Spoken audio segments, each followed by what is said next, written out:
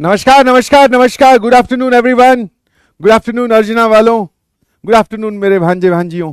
कैसे हैं आप सभी लोग, और क्या मेरी आवाज आ रही है, और क्या मैं आप सभी को सुनाई दिखाई दे रहा हूं? क्या थोड़ा चेहरे पे बढ़ाई जाए चमक, और ये देखो बढ़ गई ना। यस, अपने पास में यार सारे जुगाड़ है। नमस्कार नमस्कार नमस्कार, good afternoon good afternoon good afternoon everyone. कैसे हैं आप सभी, कैसे हैं आप सभी लोग? क्या मेरी आवाज आ रही है?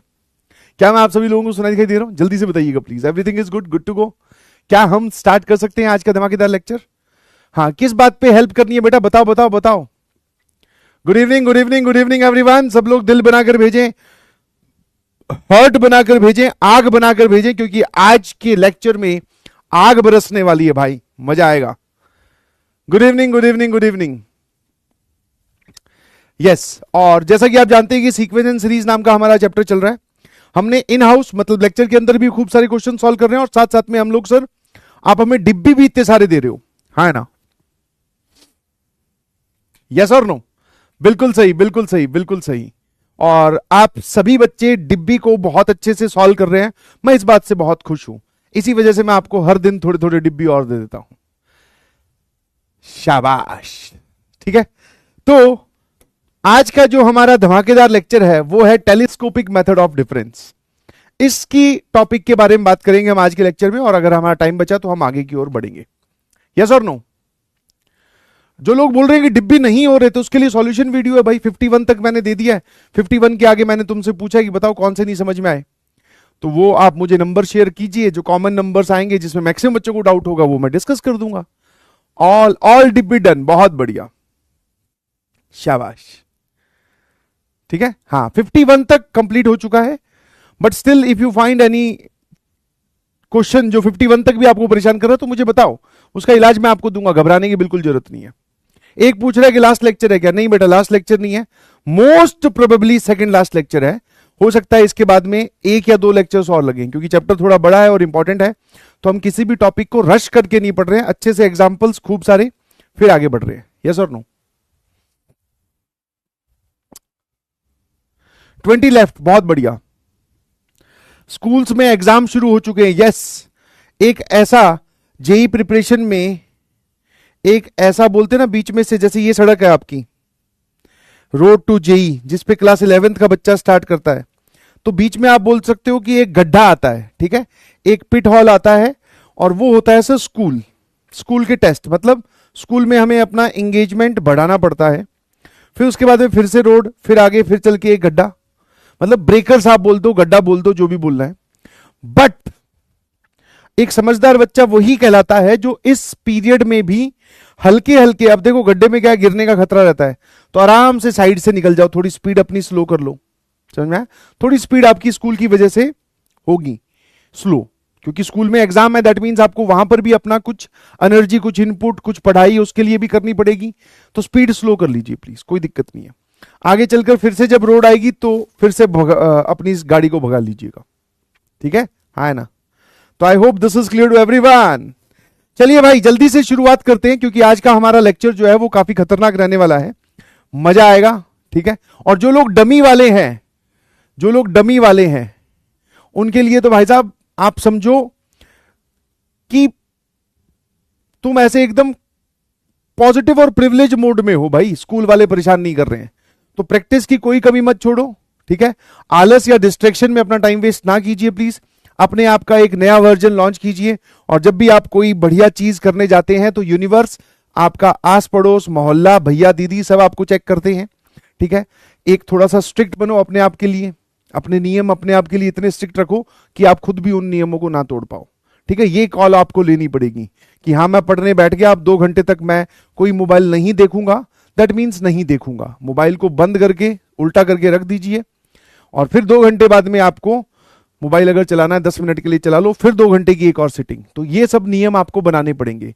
इफ यू आर फीलिंग कि भाई इस टैब में मैं क्लास चला लूं, दूसरे बगल वाली टैब में मैं गेम चला लूं, तीसरी बगल वाली टैब में मैं मूवी चला लूं, हाथ में व्हाट्सएप, इंस्टाग्राम, ट्विटर और ये सब चलते रहें, ठीक है, और फिर मैं पढ़ाई कर लूं, तो ये तो देख सबके साथ है भाई, ऐसा होता नहीं है। समझ गए कि नहीं समझे? तो इसलिए डिस्ट्रैक्शंस को आपको ही एक बार साइड में रखना पड़ेगा। क्लियर है? आ जाइए, बहुत बढ़िया। तो मिसलेनियस सीक्वेंसेस में मैंने आपको बोला था what is procedure to proceed, कैसे प्रोसीड करते हैं, मतलब एक ऐसी सीक्वेंस जो ना एपी हो ना जीपी हो ना एजीपी हो, उसमें कैसे आगे बढ़ोगे। तो सबसे पहली चीज आती है सर, उस पे लगाएंगे, उसकी लिखेंगे हम जनरल टर्म। फिर मैंने कहा यार जनरल टर्म भी कैसे लिखेगा, बोले सर इसके लिए हमारे पास में दो मेथड है। एक नैन मटक्का मेथड, मतलब ऑब्जर्वेशन कि हमने घूर लिया कि चल क्या रहा है ना, पैटर्न ऑब्जर्वेशन की क्या चल रहा है। और दूसरा sir that is method of subtraction या मेथड ऑफ डिफरेंस। अब मेथड ऑफ डिफरेंस कब लगता है, जब किसी सीक्वेंस को आपको जनरल टर्म लिखनी हो, किसी सीक्वेंस की जनरल टर्म लिखनी हो, और उस जनरल वो जो सीक्वेंस होगी उसका फर्स्ट डिफरेंस या सेकंड डिफरेंस एपी या जीपी में होगा। ठीक है, तो इसका हमारे पास में सर शॉर्टकट भी है, वो अभी डिस्कस करते हैं। क्या है? शॉर्टकट भी है। और सर बाय ऑब्जर्वेशन तो कुछ नहीं, बस देखते रहो हर टर्म में हो क्या रहा है। फिर जैसे ही आपने जनरल टर्म लिख दी, अब क्या करो, सिग्मा अप्लाई कर दीजिए प्लीज, अप्लाई सिग्मा। और जो एसएन होता है वो होता है sir sigma T R, R की वैल्यू 1 से लेकर N in 99% of the cases, क्योंकि कई बार हो सकता है आर की वैल्यू 0 से लेकर एन भी, 0 से n-1 भी। तो मेरे ख्याल से बात समझते हो, ठीक है। और अप्लाई सिग्मा से पहले हल्का सा यहां पर एक छोटा सा अगर आप कर सको, that is simplify T R. यही तरीका है भाई, बोलो क्या ये प्रोसेस एकदम क्लियर है? जल्दी से बताओ प्लीज, ठीक है, एकदम क्लियर है, यही करते हैं। अब सर बाय ऑब्जर्वेशन वाले क्वेश्चंस भी हमने किए हैं, आगे भी करेंगे, और बाय मेथड ऑफ डिफरेंस वाले भी किए हैं। मेथड ऑफ डिफरेंस में मैंने आपको एक शॉर्टकट बताया कि कोई सीक्वेंस अगर आपको रखी है दे, और उसके बाद में आप उसका डिफरेंस निकालते हो, a2 minus a1 d1, a3 minus a2 d2, a4 minus a3 this is d3, a5 minus a4 that is d4। इसको बोलते हैं हम फर्स्ट ऑर्डर डिफरेंस या फर्स्ट डिफरेंस बोल दो, ठीक है। फिर सर कई बार यहां पर हमें एपी या जीपी ना दिखकर डिफरेंस के डिफरेंस में इसको बोल देते हैं d1, d3 माइनस d2 को बोल देते हैं d2, d4 माइनस d3 को बोल देते हैं कैपिटल D3। इसको बोलते हैं बेटा सेकंड डिफरेंस। अब बताओ क्या सिखाया था कि अगर फर्स्ट डिफरेंस एपी में हो, फर्स्ट डिफरेंस मतलब सीक्वेंस एपी जीपी में नहीं है, उनका डिफरेंस जो हमने निकाला वो एपी या जीपी में है, तो अगर फर्स्ट डिफरेंस एपी में हो तो टीएन आप क्या मानोगे, that is quadratic function of N. और जो बच्चा यहां पर टी आर लिख रहा है वो बोलेगा क्वाड्रेटिक फंक्शन ऑफ आर, ठीक है। और अगर सेकंड डिफरेंस एपी में हो तो क्यूबिक फंक्शन ऑफ एन,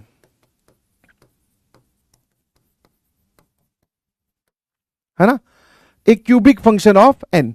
अब इसमें और भी तरीके होते हैं, बाइनोमियल कोफिशिएंट्स का इस्तेमाल करके भी हम ये चीजें लिखते हैं, टी एन और T R, sorry T N और एस एन। बट अभी आपको बाइनोमियल कोफिशिएंट्स नहीं पता है तो यही बेस्ट मेथड है। क्या ये बात क्लियर है? हाँ ना। उसके बाद में आप आ जाइए, फर्स्ट डिफरेंस अगर जीपी में हो, मतलब ये वाला जो डिफरेंस है मान लेते हैं ये जीपी बना रहा है, और जब ये जीपी बना रहा है तो इसका जो कॉमन रेशियो है वो मैं मान के चल रहा हूं आर। तो अगर फर्स्ट डिफरेंस जीपी में हो तो a इंटू आर की power n plus linear function of n, और अगर सेकेंड डिफरेंस जीपी में आए तो a इंटू आर की power n plus quadratic function of n। फिर मेरा आपसे अगला सवाल है, बेटा ये यार ये ABCD कैसे निकालें, और ये लोग कौन हैं, कहां से आए हैं? व्हाट अबाउट ABCD, जल्दी से बताओ, व्हाट अबाउट ABCD? ABCD क्या होगा जल्दी से बताइए प्लीज। यहां पे जो आपको ABCD या ABC ये दिख रहे हैं, ये कैसे निकलेंगे? तो सर ये निकालने का बहुत ही सिंपल सा तरीका है ना, बहुत ही सिंपल सा तरीका है कि आप एक बार n की वैल्यू 1 पुट कर दो तो t1 आ जाएगा, t1 आपको दे रखा होगा दैट इज a1। फिर n की वैल्यू 2 पुट कर दो तो t2 आ जाएगा, वो a2। n की वैल्यू 3 पुट कर दो तो वो आ जाएगा t3, तो a3। जितने इक्वेशन उतने अननोन बना लो, यस और नो, वैल्यू पुटिंग से। बहुत बढ़िया, आप सभी लोग जान गए हैं। चलिए जी, इस सवाल का जवाब बताएं, क्योंकि यह सवाल आपको घर पे सॉल्व करने के लिए दिया गया था। I believe 60 second is more than sufficient. और बहुत ही बढ़िया आपकी प्रैक्टिस होगी, क्योंकि ये होमवर्क वाला जो कल्चर है ना, ये बहुत जोरदार होता है भाई। आपने आज पढ़ाया, उसी के टॉपिक पे आपने होमवर्क भी दे दिए, डीपीबी भी दे रहे हो और डिब्बी भी दे रहे हो, इससे आप प्रैक्टिस और क्या चाहिए भाई, है ना। बट हाँ, अब तुम करके नहीं आ रहे हो, वो एक अलग बात है भाई, ठीक है। अब मुझे ये दिखाई दे रहा है कि ये वाली जो सीक्वेंस है, अगर मैं इसमें डिफरेंस निकालता हूं तो सर ये आ जाएगा 3, ये आ जाएगा 6, है ना। और फिर सर ये कितना आ जाएगा 9, और फिर ये कितना आ जाएगा सर, ये वाला हमारे पास में आ जाएगा 12, और सर ये आ रहा है हमारे पास में 15। तो फर्स्ट डिफरेंस जो है वो एपी में है। फर्स्ट डिफरेंस किस में है, एपी में है। क्या मेरी बात समझ में आ रही है, बोलो। अब जो लोग बोल रहे हैं नहीं हुआ तो देख ले भाई, अगर फर्स्ट डिफरेंस एपी में है तो जनरल टर्म क्या बोलेगा, टीएन या टी आर। तो sir quadratic function of R, यहां तक क्लियर है। मतलब पूरे सवाल को कलेक्टिवली ना सोचकर टुकड़ों में बांटकर सोचा कि अगर फर्स्ट डिफरेंस एपी में है तो क्वाड्रेटिक फंक्शन ऑफ आर होगा। तो सर ये वाला हमारे पास में आ गया। अब यार इसमें जैसे आप T1 लिख दो, आर की वैल्यू 1, तो T1 कितना आ जाएगा, a plus B plus C. T2 लिख दीजिए sir, that is 4a plus 2b plus C. फिर T3 लिख दीजिए sir, that is 9a, R की वैल्यू 3 पुट किया है, 3b प्लस सी। अब मुझे एक बार बताओ, ये कितना दे रखा है T1, सर वो दे रखा है 5, ये दे रखा है 8, और ये हमारे पास में दे रखा है 14। क्लियर है। अब जरा देखना इन दोनों का डिफरेंस, मतलब जब भी हमारे पास में 3 इक्वेशन 3 अननोन हो तो घटा घटाकर 2 इक्वेशन 2 अननोन पे आते हैं।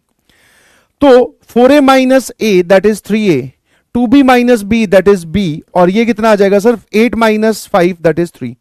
इन दोनों का सब्ट्रैक्शन जो है 9a minus 4a that is 5a, 3b minus 2b that is b, और सर c माइनस सी 0, और ये आ जाएगा 6। अब एक काम करो सर, इन दोनों को और घटा देते हैं। मैंने कहा ठीक है भाई। तो 5a minus 3a that is sir 2a, और यहां पर आ जाएगा 6 माइनस 3 दैट इज 3। तो a की वैल्यू 3/2, और अगर a की वैल्यू 3/2 है तो यहां पर आ जाएगा 9/2। तो 3 माइनस 9/2 इज माइनस 6 माइनस, मतलब 6 माइनस 9 माइनस 3/2। और यहां से c कितना आ जाएगा सर, c हमारे पास में आ जाएगा 3/2 माइनस 3/2, c आ गया 5, है ना। कितने लोगों को बात समझ में आ गई कि हाँ सर हमारे पास में इस सीक्वेंस की जो जनरल टर्म है वो ये आ गई, कौन से वाली, that is 3/2 R square minus 3/2 R और प्लस 5। ठीक है ना। स्किप कर दूं, हाँ केम छो तो ठीक है, तू अपना नेम छो ध्यान रखना, क्योंकि नाम अगर मुझे पता चल गया जाता रहेगा भाई। तो सर ये हमारे पास में टी आर आ गई, क्या चाहिए सर, उसमें S30 चाहिए। मतलब सर इस पे सिग्मा लगा दो यार, मतलब सिग्मा टी। अच्छा एक चीज तो रहेगी, जब भी हम ऐसे ऑब्जर्वेशन से टी आर निकालते हैं या पैटर्न से टी आर निकालते हैं, जनरल टर्म जब भी लिखते हैं तो एक दो वैल्यू पुट करके देखते हैं। जैसे आर की वैल्यू 1 पुट करूं तो 5 आ रहा है, 2 पुट करूं तो 3/2 इंटू 2, 4 माइनस 2, तो 6 प्लस 5, सॉरी ये लिखा हुआ है 3/2 into R square minus R plus 5। 2 put करूंगा सर ये आएगा 2, 2 कैंसिल, 3 और 5 8, बिल्कुल सही सर, सेट बैठ रहा है, हाँ बिल्कुल सही। तो आर की वैल्यू 1 से लेकर 30, सर ये आपके पास में S30 हो गया। तो लगा दे भाई, इस पे सिग्मा भेजेंगे अंदर तो 3/2 बाहर, सिग्मा आर की वैल्यू 1 से लेकर 30। अरे कैलकुलेशन से तो नहीं डर रहे हो, कैलकुल तो होती रहेगी, है ना। अब हम कोई छोटे बच्चे थोड़ी हैं सर। आर की वैल्यू 1 से लेकर 30, तो ये हमारे पास में S30 आ गया। अब वो A40 पूछ रहा है, तो A40 कैसे निकालोगे, व्हाट अबाउट A40। तो सर इसमें आर की वैल्यू 40 पुट कर दो, A40 मतलब टी आर। तो ये लो सर, इसका आंसर आता है 11290। अब देखते हैं कितने बच्चे सही से कैलकुलेशन करके वहां तक पहुंचे हैं। 80% अर्जुना यार, proud of you, very good, लपेट दे रहे हो तुम। इजी है ये, समझ गए। प्रोसीजरल सवाल है, प्रोसीजरल समझ में आता है कि सर जो आपने हमें तरीका बताया वो तरीका सीधा सीधा लग रहा है, कैलकुलेशन तो होगी, कैलकुलेशन एरर का ध्यान रखना है। हाँ एक कह रहा है आंसर नहीं आया, तो बेटा सॉल्व करने के बाद में फिर क्या आया वो तो बता कि सर ये आ गया हमारा।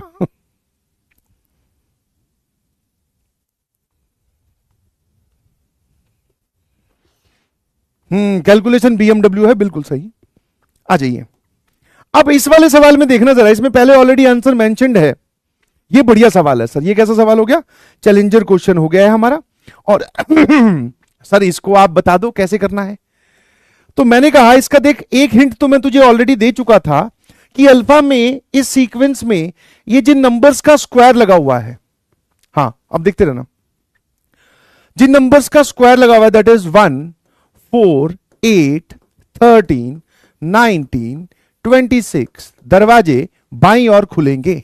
अरे नहीं, ये सीक्वेंस है, इसका डिफरेंस निकाल। ये आएगा सर 3, ये आएगा 4, ये आ जाएगा आपके पास में 8 और 5 13, और ये आ जाएगा सर 6। तो फर्स्ट डिफरेंस जो है वो ए पी में है। फिर एक बच्चे ने यहां पर सोचा कि सर इसकी जो टी आर होगी that is quadratic function of R. तुम मुझे फटाफट ए बी और सी की वैल्यू बताओ कि इसकी जनरल टर्म क्या आ रही है। जल्दी से बता दो। हाँ? बता सकते हो? नहीं बता सकते तो ठीक है सर, T1 कितना आ जाएगा? T1 मतलब A प्लस बी प्लस सी, तो सर वो है हमारे पास में 1। फिर T2 जिसको आप बोलते हो 4A प्लस 2B प्लस सी, वो है सर 4। और T3 कितना है sir? That is 9A plus 3B plus C, और वो है 8। हाफ 3/2 माइनस 1 चेक कर लेते हैं भाई। इन दोनों को सब्ट्रैक्ट किया, 4A minus A that is 3A, 2B minus B that is B, और यहां लिखा हुआ है 4 minus 3 that is 4 minus 1 that is 3। 9 में से 4 गया तो 5A, 3 में से 2 गया तो B, और ये 4। फिर से इनको सब्ट्रैक्ट कर देते हैं sir, that is 2A is equal to 1, तो A की वैल्यू आ गई हाफ। A अगर हाफ है तो B इज इक्वल टू 3/2, है ना, क्योंकि 3 माइनस 3/2 इज 3/2, और A हाफ B 3/2, तो ये कितना हो जाएगा सर? इन दोनों का सम हो जाएगा 2, है ना, और C की वैल्यू आ गई सर -1। C की वैल्यू -1। दैट मीन्स जो जनरल टर्म आप निकाल रहे हो, दैट इज टी आर, तो वो हो जाएगी सर r² 2 प्लस 3/2 r और 3/2 r -1। ये लो सर, ये हमारे पास में जनरल टर्म आ गई, है ना। मैंने कहा अगर एलसीएम ले तो sir this is r² plus 3r minus 2 whole divided by 2, this is our T R. ठीक है भाई, मैंने कहा अब अल्फा लिखकर दिखा कि अल्फा कैसे लिखेगा। तो sir alpha is basically nothing but alpha और कुछ नहीं, इन्हीं सब सीक्वेंसेस का, मतलब इन्हीं टर्म्स का स्क्वायर्स का सम है। तो मैंने कहा यार इसका स्क्वायर कर देता हूं मैं। बोले सर ठीक है। तो r² plus 3r minus 2 upon 2 का होल स्क्वायर, और कहां तक जा रहा है? Up to 10 terms. तो r की वैल्यू 1 से लेकर 10। पहले ये बताओ अल्फा लिखना आया कि नहीं, क्योंकि जैसे ही आपने अल्फा लिख लिया गेम इज ओवर, गेम खत्म हो गया भाई, गेम खत्म हो गया। कैसे कि सर जब आप इसमें r की वैल्यू 1 पुट करोगे तो ये कितना आ जाएगा? 4 माइनस 2 2 अपॉन 2 1 का स्क्वायर, ये रहा। 2 पुट करोगे तो 4 और 6 10 में से 2 गए 8/2 दैट इज 4 का स्क्वायर। 3 पुट करोगे 8 का स्क्वायर, 4 पुट करोगे 13 का स्क्वायर। अप टू 10 टर्म्स बोला है तो 1 से लेकर 10 तक। क्लियर है? यहां तक क्लियर है क्या? प्लीज EDCLR लिखकर भेजिए। अब सर हमें पता है जब भी सिग्मा के आगे ऐसा कोई एक्सप्रेशन होता है अल्फा का या फिर इसका, तो हम इसको ओपन करके भेज देंगे। मैंने कहा ठीक है भाई। तो देख, मैं इसका a plus B plus C का स्क्वायर पूछ रहा हूं, और डिनोमिनेटर में स्क्वायर कितना आ जाएगा सर? दैट इज 2 का स्क्वायर 4, वो 4 बाहर, सिग्मा आर की वैल्यू 1 से लेकर 10, आगे वाली चीज ये ए है, ये बी है, ये सी है, स्क्वायर बोलना स्टार्ट करो। That is A square plus B square plus C square, फिर 2ab ये वाली term that is 6r cube, है ना। 2ab ये वाले दोनों का मल्टीप्लीकेशन, फिर 2 इंटू इन दोनों का मल्टीप्लीकेशन दैट इज -12r, फिर 2 इंटू सर इन दोनों का मल्टीप्लीकेशन -4r स्क्वायर। ये बात क्लियर है? बस खत्म हो गया सवाल भाई, इसमें कुछ नहीं था। अब देख आंसर कैसे बनाना है, क्योंकि आंसर की भी ये उसने एक शक्ल दे रखी है, ठीक है। हाँ, तो मैंने क्या किया, ये जो 4 है ये इधर मल्टीप्लाई किया, तो लेफ्ट हैंड साइड में आ जाएगा बेटा 4 अल्फा, और फिर मैंने ये सिग्मा अंदर भेज दिया। सारी टर्म्स एडिशन सब्ट्रैक्शन में है। उससे पहले आप एक काम कर सकते हो कि इन दोनों को क्लब करके आप 5r स्क्वायर बोल सकते हो, है ना। इन दोनों को क्लब करके आप क्या बोल सकते हो, दिस इज 5r स्क्वायर। अब अंदर भेजो तो सर ये आ जाएगा सिग्मा r की पावर 4, फिर जब यहां पर इन दोनों को क्लब करके 5r स्क्वायर लिखा हुआ है तो 5 सिग्मा r स्क्वायर, फिर सर ये लिखा हुआ है कांस्टेंट, ठीक है, तो दैट इज सिग्मा 4, फिर सिग्मा जब इस पे आएगा तो 6 बाहर, सिग्मा से सिग्मा r क्यूब, फिर सिग्मा जब इस पे आएगा तो -12 सिग्मा r, ठीक है। और सब जगह r की वैल्यू 1 से 10 है। कितने लोग इस बात से एग्री करते हैं भाई? एग्री करते हो तो फटाफट कमेंट में जैगरी भेजो, मतलब दिल भेजो, गुड़ भेजो, मीठा मीठा भेजो, है ना। GTBD 6r होगा, इन दोनों का एक सेकेंड, इन दोनों का मल्टीप्लीकेशन कितना आया, 3r क्यूब इंटू 2 तो 6r क्यूब हो गया। इन दोनों का मल्टीप्लीकेशन 6r आएगा। अरे 2ab वाली टर्म, इन दोनों का मल्टीप्लीकेशन इंटू 2 भी तो कर a plus B plus C का पहले स्क्वायर रख दे, लिख दे a square plus B square plus C square plus 2ab plus 2bc plus 2ca। अब उसमें a की जगह r स्क्वायर, b की जगह 3r और c की जगह -2 रख दे, तब देख क्या बन रहा है, यही बनेगा, ठीक है। कुछ लोग बोल रहे हैं सर यहां 6 आएगा, अरे इन दोनों का मल्टीप्लीकेशन -6 आ रहा है, अब उसको 2 से भी तो मल्टीप्लाई कर, 12r आ जाएगा ना, बिल्कुल सही। अब यार ये देखो उसने बीटा बोला किसको है। अब यहां पर शुरुआत में ऐसा लग रहा था कि भाई ऐसा लग रहा है कि r की पावर 4 का जवाब पूछ लिया, जबकि हमें तो मास्टर ने r की पावर 4 बताया नहीं। अरे नहीं पूछा भाई उसने r की पावर 4, वो इसको बीटा की तरह यूज कर रहा है। देखो ध्यान से, इसी चीज को वो बीटा लिख रहा है, और आपसे जवाब पूछा है 4 अल्फा माइनस बीटा का, तो 4 अल्फा माइनस बीटा, इसको इधर ले गया मैं लेफ्ट में, ठीक है। तो 4 अल्फा माइनस बीटा बन गया 5। अब ये बता ये क्या लिखा हुआ है, सर ये sum of squares of first 10 natural numbers, लिख दे भाई value n, n+1, 2n+1, 22 into 10, 20+1 divided by n+1, 2n+1 divided by 6।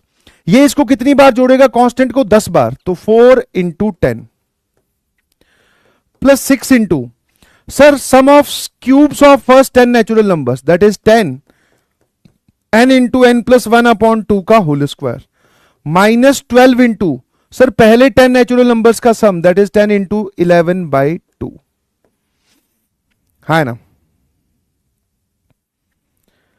अब इनमें से कुछ कॉमन भी आ रहा है, आराम से सिंप्लीफाई कर लो। अब वो बोल रहा है कि ये वाली चीज पूरी की पूरी 55k प्लस 40 के बराबर है, ठीक है ना। ये वाली पूरी की पूरी चीज 55k प्लस 40 के बराबर है, तो ये लो सर। अब ये जो बच गया है इसमें से मुझे कुछ कॉमन आता हुआ दिख रहा है, जरा देखना लेफ्ट हैंड साइड में। कैलकुलेशन पूरी नहीं करनी है, जब तक कैलकुलेशन की जरूरत ना हो तब तक ना करें।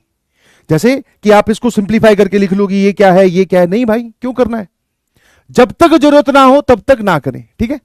अब मैंने क्या किया कि मुझे 10 इंटू 11/2 कॉमन आता हुआ दिख रहा है सब में से, तो 10 इंटू 11/2 मैंने कॉमन लिया, यहां पे बचेगा 5, 10 और ये ले गए आप 21 यहां बचेगा, और 2 ले गए तो सर ऑब्वियसली 3 यहां बचेगा, ठीक है। डिनोमिनेटर से आप 2 निकाल लेंगे कॉमन, फिर सर यहां बचेगा 6, आप एक 10 एक 11 और एक 2 ले गए तो पीछे एक 10 एक 11 और एक 2 छोड़ गए, और सर यहां पे आप ये पूरा ही कॉमन ले गए तो -12, ये लो भैया, ठीक है। अब सर ये वाली चीज पूरी की पूरी 55 लिखी हुई है सर। ये लिखा हुआ है 7 इंटू 5 दैट इज 35, बाहर लिखा हुआ है 55 सर। ये 3 सर, ये कितना लिखा हुआ है 11 इंटू 3 33 इंटू 10 तो 330 और -12, हाँ है ना। तो सर ये वाला कितना हो जाएगा, ये हमारे पास में हो जाएगा सर 23 है ना, 23। तो 330 प्लस 23, तो ये पूरा का पूरा कितना बच रहा है सर, ये बच रहा है 353 इंटू 55। तो यही हमारा आंसर हो गया सर, क्योंकि 333 इंटू 55 बच रहा है और right hand side is 55 into this. बोलो भाई कोई दिक्कत कोई परेशानी। तो इस सवाल में था क्या, दो चीजें उसने मर्ज कर दी, एक मेथड ऑफ सब्ट्रैक्शन या शॉर्टकट से टीएन लिखना, फिर उसके ऊपर सिग्मा लगाना, और फिर ये वाली चीज जहां बने उसको बीटा बोलना और फिर आंसर सिंप्लीफाई करना। ये हो जाना चाहिए था यार। और जो लोग छोटी छोटी बातों पे, ये छोटे छोटे सवाल है भाई, इस पे बीएमडब्ल्यू लिख रहा है तो तूने अभी बीएमडब्ल्यू देखी नहीं है मैथ्स की, है ना, क्लियर है। ऐसे मुझे लिखकर भेजिए प्लीज। और मैं फिर बोल रहा हूं भाई, ये जो उल जलूल लिख रहे हैं कुछ बच्चे कमेंट सेक्शन में, ब्लॉक हो जाओगे और कभी अनब्लॉक नहीं करूंगा, चाहे कुछ कर लेना, ठीक है। ये बीच बीच में कुछ भी लिखे जा रहे हो तो तुम्हें लग रहा है कि तुम दिख नहीं रहे हो, ठीक है। बस मुझे को एक मैसेज करना है साइड में होके। हाँ, ये वाली एक सीरीज दी थी जिसमें सर पहला डिफरेंस जो है ये डू इट बाय योरसेल्फ था, मैंने आंसर लिख दिया है। पहला डिफरेंस जो है सर वो आएगा 4, फिर ये आएगा सर 6, नहीं पहला डिफरेंस आ रहा है 2, फिर आ रहा है 6, फिर आ रहा है सर 18 और 13 31 होता है, और फिर सर आ रहा है ये 4 और 54। तो फर्स्ट डिफरेंस जो है ये जीपी में है, इसकी जनरल टर्म जो है वो ये आती है भाई, जनरल टर्म। मैं एस आर की बात नहीं कर रहा हूं, 3 की पावर r अपॉन 3 प्लस 4।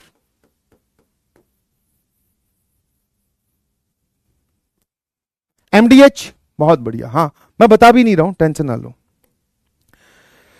अब कहानी थोड़ी ध्यान से सुनना, क्योंकि ये टॉपिक बच्चों को जनरली डिफिकल्ट लगता है, समझ में आया। टेलीस्कोपिक मेथड ऑफ डिफरेंस, जिसका शॉर्ट में टी मॉड बना दिया है मैंने, ठीक है, हाँ है ना।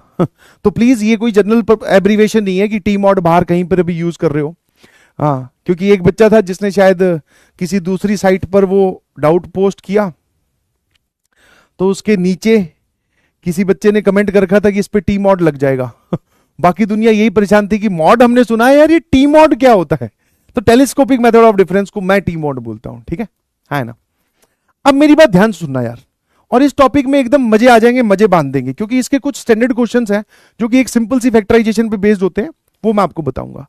अब टेलीस्कोपिक मेथड ऑफ डिफरेंस क्या है, ये चीज आप ऑलरेडी देख चुके हो। मतलब टेलीस्कोपिक मेथड ऑफ डिफरेंस में अगर मैं आपको बोलूं तो आप जनरल टर्म को,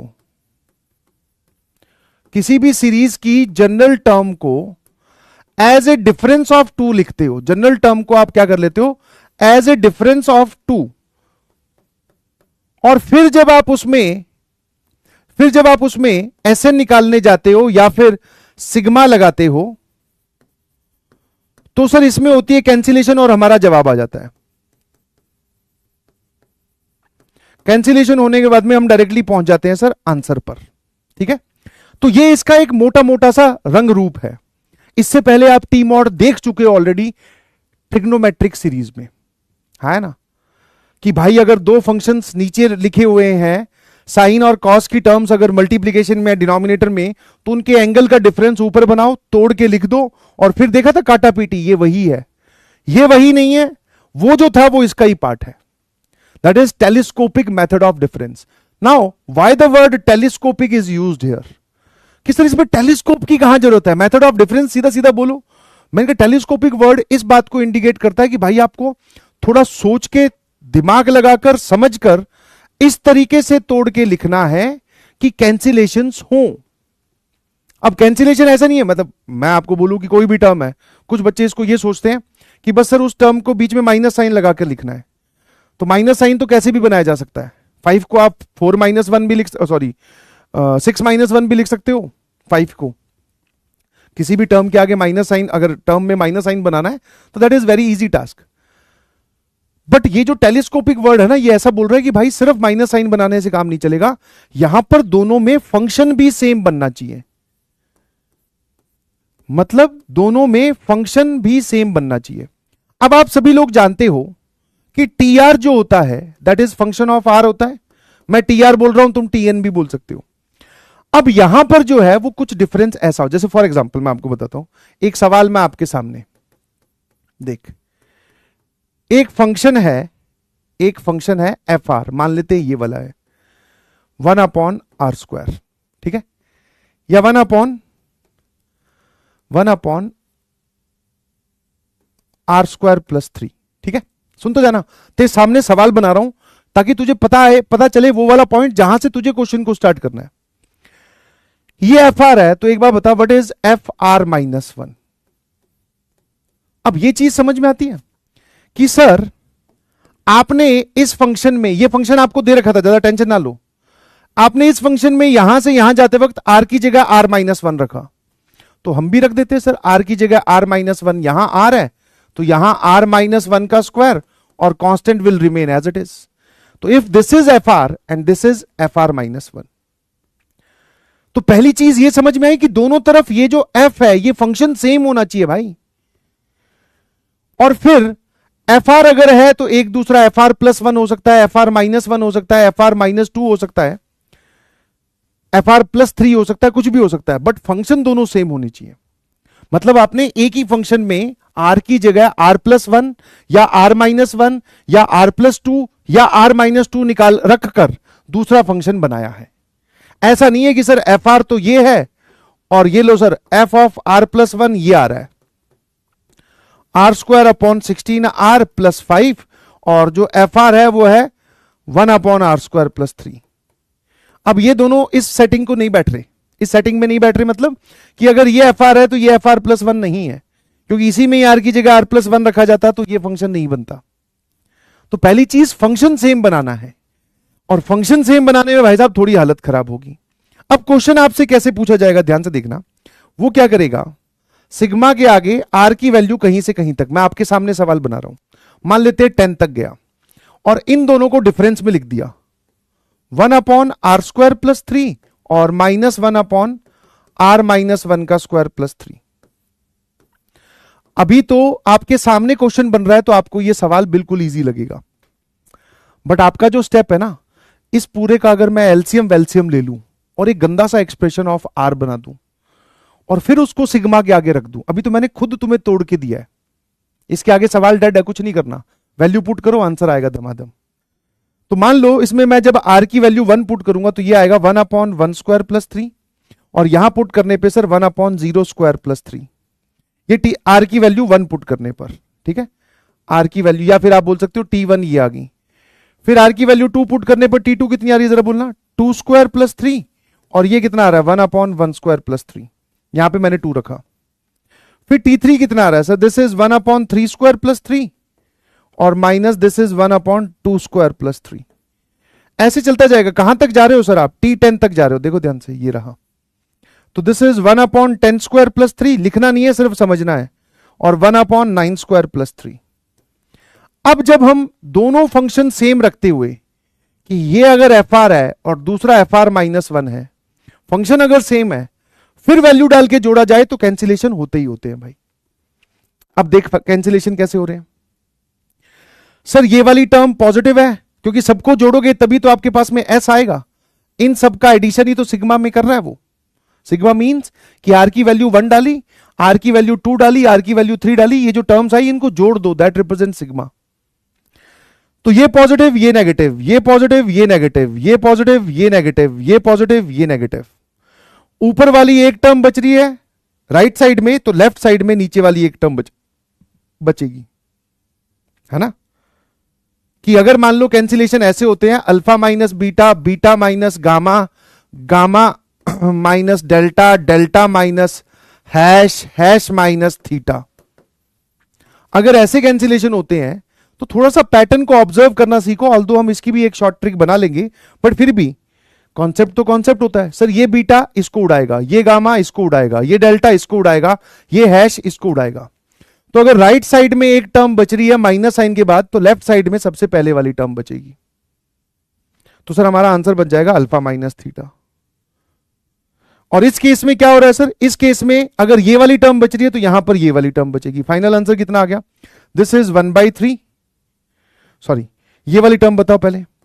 तो सर ये लिखा हुआ है 100 + 3 103 और माइनस ये वाली टर्म कितनी है सर,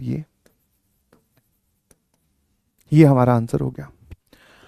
तो मेरे ख्याल से आपको टेलीस्कोपिक मेथड ऑफ डिफरेंस की हल्की हल्की फील आई होगी। और यहां से सिर्फ आपको दो चीजें समझनी है कि फंक्शन सेम होना चाहिए तभी कैंसिलेशन है, वरना कैंसिलेशन होंगे ही नहीं।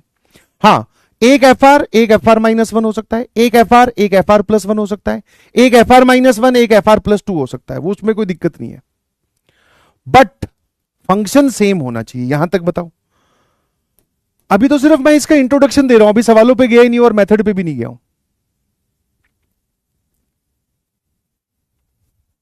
है ना।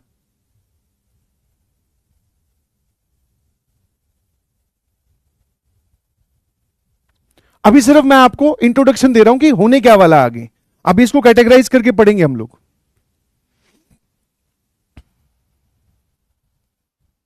ठीक है।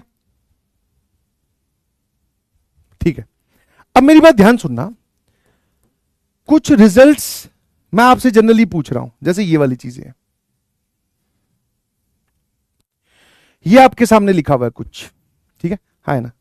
ये आपके सामने कुछ लिखा हुआ है, तो पहले तो ये काटा पीटी करने के बाद में क्या आएगा, पहले उस चीज को थोड़ा समझ लेते हैं, फिर उसके बाद में आंसर पे चलेंगे, ठीक है। ये क्वेश्चंस हो गए, ऊपर वाले में तो कुछ बढ़िया चल रहा है, ठीक है भाई। तो अगर हमारे पास में सिग्मा के आगे ये दो फंक्शंस ऐसे लिखे हो तो मुझे आंसर बताओ क्या आएगा फाइनली। तो ये बहुत सिंपल सी चीज है। अगर मान लो मैं आपसे आर की वैल्यू 1 पुट करने के बाद में पूछूं कि what is your T1, R की वैल्यू 1 पुट करने के बाद में पूछूं व्हाट इज योर T1, तो आप बोलोगे सर T1 आएगा f(1 - f(0)। जब आपने इसमें आर की वैल्यू 1 पुट की, फिर आर की वैल्यू 2 पुट करना तो f(2 - f(1), फिर आर की वैल्यू 3 पुट करना तो f(3 - f(2)। चलते जाओ कहां तक सर, लास्ट में आर की वैल्यू 50 पुट होगी तो दिस इज f(50 - f(49)। अब जब मैं, क्योंकि आपने क्या किया, अभी सिर्फ आर की वैल्यूज पुट की है, बट सिग्मा क्या बोलता है, आर की वैल्यूज पुट करने के बाद में जो जो टर्म्स आई उनको जोड़ भी तो सही भाई। तो मतलब सारी ऐड होंगी। एक दूसरे के वर्टिकली नीचे लिखने का भी एक लॉजिक है ताकि तुम्हें कैंसिलेशन पैटर्न दिखाई दे। तो ये इसको उड़ा रहा है, ये इसको उड़ा रहा है, ये इसको उड़ा रहा है, ये वाली टर्म इसको उड़ाएगी, इससे जस्ट ऊपर वाली टर्म का जो ये वाली टर्म होगी वो इसको उड़ा देगी। अगर लेफ्ट साइड में माइनस के बाद में एक टर्म बची है तो राइट साइड में माइनस से पहले एक टर्म बचेगी। तो ये हमारा आंसर आ गया, है ना। ठीक है, अब देखो यहां पे r और r -1 लिया था तो भी कैंसिलेशन हो रहा है।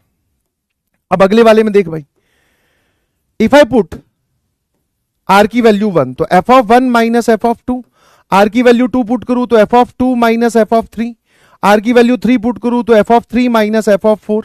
करते करते कहां तक जाना है सर, r की वैल्यू अगर मैं 50 पुट कर दूं तो दिस इज f(50 - f(51)।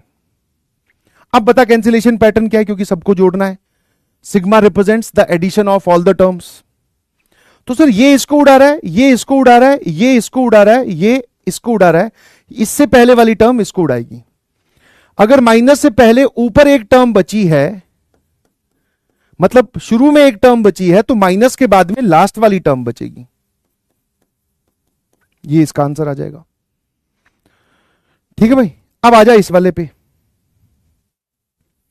अब क्या हुआ सर, देखो जब एक एक का डिफरेंस होता है ना, दोनों के बीच में डिफरेंस कितने का है, एक का, तो ऊपर और नीचे एक एक टर्म बचती है। जब दोनों के बीच में दो दो का डिफरेंस होता है तो ऊपर और नीचे दो टर्म्स बचती है, दो दो टर्म्स। अभी आपको दिखाई देगा, कुछ भी रटो मत, तुम तो इसमें आर की वैल्यू 1 पुट करो। आर की वैल्यू 1 पुट करते ही सर ये क्या आ जाएगा, f(r+2) है, मतलब f(3 - f(1)। फिर आर की वैल्यू 2 पुट कर, सर वो आ जाएगा f(4 - f(2)। फिर आर की वैल्यू इसमें 3 पुट कर तो ये आ जाएगा सर f(5 - f(3)। फिर आर की वैल्यू इसमें एक काम कर, तू 3 पुट कर दिया, 4 पुट कर तो f(6 - f(4)।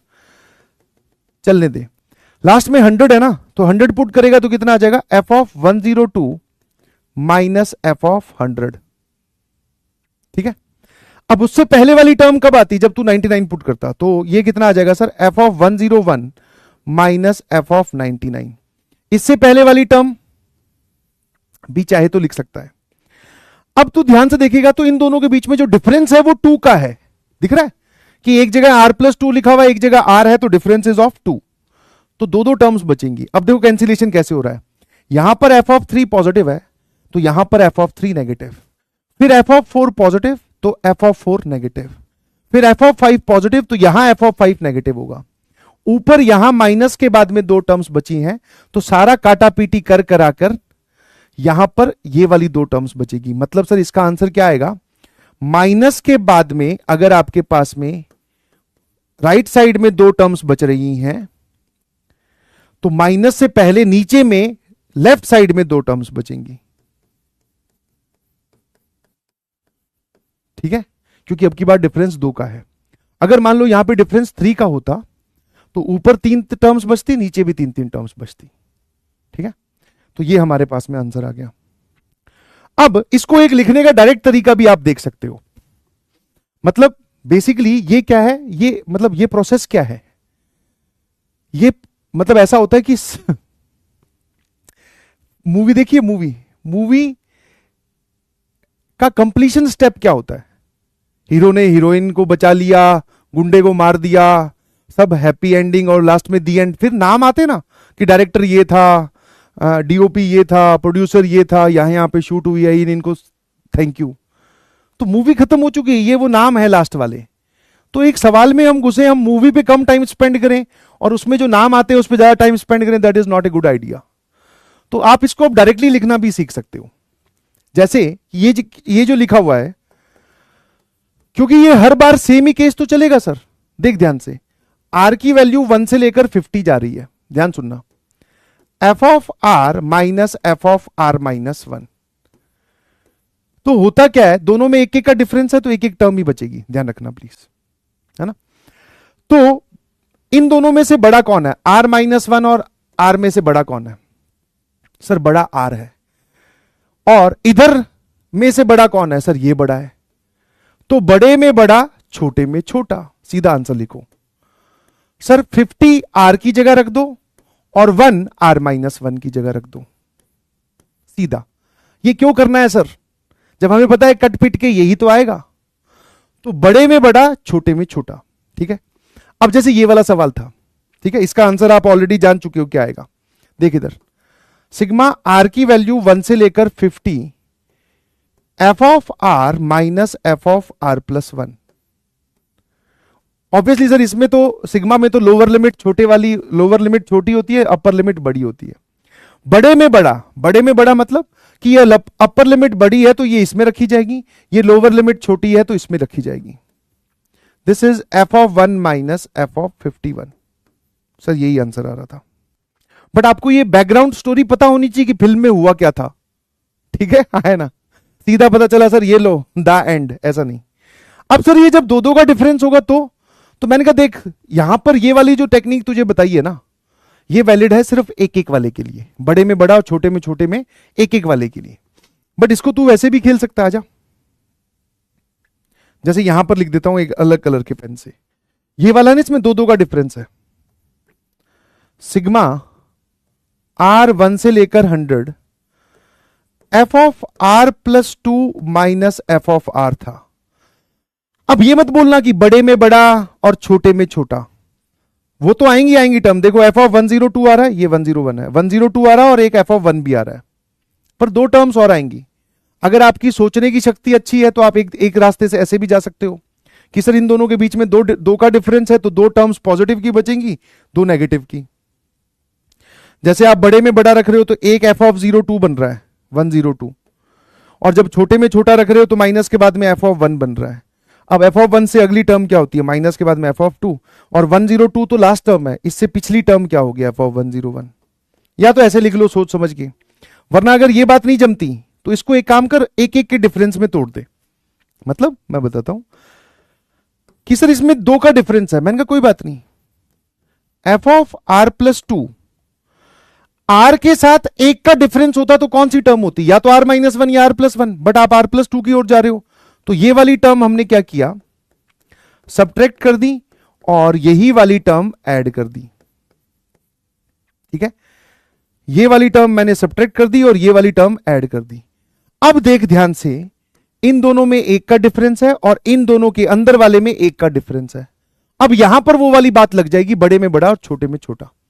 आंसर बताओ। तो सर सिग्मा जब इस पे लगेगा तो बड़ा कौन है 100, तो 100 जब आप इसके अंदर रखोगे तो ये कितना आ जाएगा f ऑफ 102। छोटा कौन है 1, वो इसमें रखोगे तो ये कितना आ जाएगा सर माइनस f ऑफ 2। अब प्लस के बाद में सर इस पे जब सिग्मा डिस्ट्रीब्यूट होगा तो बड़ा कौन है सर r प्लस 1, तो ये आ जाएगा सर f ऑफ 101। और इस पूरे में से 100 और 1 में से छोटा कौन है 1, वो यहां रखो। ध्यान से देखिए ये लिखा हुआ है, ये दोनों पॉजिटिव की और ये दोनों नेगेटिव की। पहले आप मुझे ये बताओ कि यस सर हम ये लिखना सीख गए हैं, हम ये वाली चीज लिखना जो है वो सीख गए हैं। बोलो भाई, अगर सीख गए हो तो ये बता दो क्या आएगा।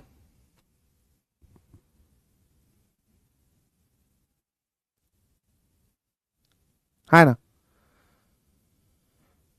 अब की बार दोनों में डिफरेंस कितने का है सर, डिफरेंस है 2 का, तो डिफरेंस 1 का बनाते हैं। क्या लिखेंगे, f of r minus 1, r minus 1 से r प्लस 1 जा रहे हो, मतलब सर एक fr गायब है, तो fr जोड़ दिया, fr घटा दिया। अब बड़े में बड़ा छोटे में छोटा। ठीक है, ध्यान से देख लेना भाई, सिग्मा की वैल्यू r की 1 से लेकर 20 है, तो छोटा कौन है 1। इन दोनों में से छोटा कौन है सर r माइनस 1, छोटो r माइनस 1। अरे तो ये यहां पुट कर लिटिल गोलू, f ऑफ 0। बड़ा कौन है 20, छोटा कौन है r, उसकी जगह 1 पुट कर। बड़ा कौन है 20, बड़े में बड़ा छोटे में छोटा। तो फाइनल आंसर आपका आएगा sir f of 0 plus f of 1 minus f of 20 minus f of 21। Clear है, ये क्लियर है। आ जाओ, दोनों का आंसर बताओ फटाफट।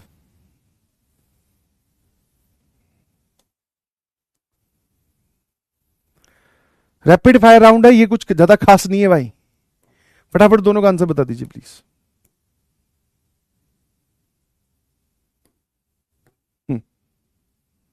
इन दोनों का, इन दोनों का आंसर बताओ फटाफट।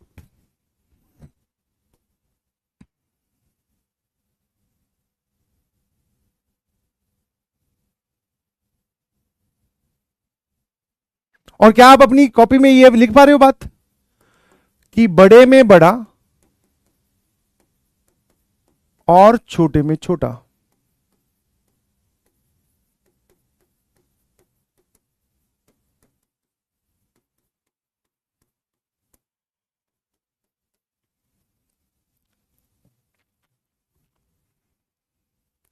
है ना, ठीक है। अब मेरी बात ध्यान सुनना, ऐसा नहीं है कि आपको सिग्मा के आगे माइनस साइन बना हुआ दिखा और आप उस पर टूट पड़ो कि सर ये तो बस आंसर आ ही गया। देयर इज ए कंपल्शन, जो कि मैं 50 बार बता चुका हूं कि अगर एक फंक्शन है तो दूसरा भी फंक्शन होना चाहिए। तो ध्यान से देखना, अगर मैं इसको बोलूं f ऑफ r की 1/r², तो आप एकदम बिना बुद्धि के भी देखकर यह बता सकते हो कि भाई ये लिखा हुआ है f ऑफ r प्लस 1, है ना। r की जगह r प्लस 1 रखोगे तो यही बनेगा। तो मतलब सर सिग्मा r की वैल्यू 1 से लेकर 55, ये पहले लिखा हुआ है f of r plus 1 minus f of r। अब की बार दोनों में एक का डिफरेंस है तो कोई दिक्कत नहीं है सर, सीधा बड़े में बड़ा that is f of 56 minus छोटे में छोटा f ऑफ 1। ठीक है, अब इसमें पता है गलती क्या होती है बच्चे, f ऑफ 56 मतलब सर 56 यहां रखना है। तो अगर तुझे ये यहीं रखना था ना तो सीधा सीधा बोलता कि सर ये f ऑफ r प्लस 1 है, मतलब इसका आंसर डायरेक्टली लिख सकते हो आप ऐसे कि सर ये f ऑफ r प्लस 1 है और ये f ऑफ r है, बीच में माइनस साइन है, दोनों में एक का डिफरेंस है। तो बड़े में बड़ा तो ये इसमें रखा जाएगा, छोटे में छोटा। आंसर बताओ। 55 रखोगे तो 56 का स्क्वायर, और आर की वैल्यू 1 रखोगे तो सर ये हमारा एफ एन एफ है, है ना? ठीक है, तो 1/56 का स्क्वायर -1 इज अवर आंसर, क्योंकि ये आपने से तोड़ के लिखा है। अभी हम एक्चुअल सवालों पे तो गए ही नहीं है बेटा, क्योंकि मैं आपको जो सीरीज सिखाऊंगा उसमें ये तोड़ के भी खुद ही लिखना है आपको। यहां पर मिक्स करके गोलमोल करके, हाँ, आटा बनाकर तुम्हें दे देगा, रोटी खुद बनानी है उसकी। अब ये वाली चीज देखते हैं। This is one of the classical examples of T mod, telescopic method of difference. और अगर आप इसकी इन डेप्थ में जाते हो तो इस फंक्शन ने तबाही मचा रखी है। जैसे फॉर एग्जाम्पल मैं अगर इसको एफ ऑफ आर बोलूं, तो ये F of R plus one या आर माइनस वन है, तो चेक कर लेते हैं सर। ये लो, एफ ऑफ आर आप किसको बोल रहे हो? R square plus R plus one को। इसमें आर की जगह आर माइनस वन रिप्लेस कर दो, तो F of R minus one क्या होगा? अच्छा, जहां पर भी रिप्लेस करना होता है मतलब सब जगह लिखना है आपको। आर की जगह आर माइनस वन, इस आर की जगह भी आर माइनस वन, और ये प्लस वन। अब इसको ओपन करना भाई, तो ये आएगा R square minus two R plus one plus are minus one plus one. ये और ये कैंसिल, इन दोनों का सम आएगा sir are square minus R plus one. तो अगर सर आप इसको एफ ऑफ आर बोल रहे हो तो ये F of R minus one है, बीच में माइनस साइन, दोनों में एक का डिफरेंस है। ठीक है, दोनों में क्या है? एक का डिफरेंस है। तो बड़े में बड़ा, बड़े में बड़ा मतलब कि सर बड़ा ये है तो बड़े में बड़ा, क्योंकि आर बड़ा है आर माइनस वन से, तो भैया ये 10 इसके अंदर रख दो, दैट इज 10 का स्क्वायर प्लस 10 प्लस 1 माइनस छोटे में छोटा, तो सर ये 1 इसमें रख दो, 1 स्क्वायर माइनस 1 प्लस 1। सर ये लिखा हुआ है 100 111 और minus 1, so this is the value of 110। ये पूरा 110 लिखा हुआ है। तो मेरे ख्याल से अब तक आपको यह समझ में आया कि टेलीस्कोपिक मेथड ऑफ डिफरेंस, उसमें वर्ड टेलीस्कोप क्यों यूज किया जा रहा है, क्योंकि आपको अपनी समझदारी से टर्म्स को तोड़ के लिखना पड़ेगा। टर्म्स को तोड़ के लिखते वक्त आप इस शॉर्टकट का भी यूज कर सकते हो जो आपको इस स्लाइड पे मैंने सिखाया,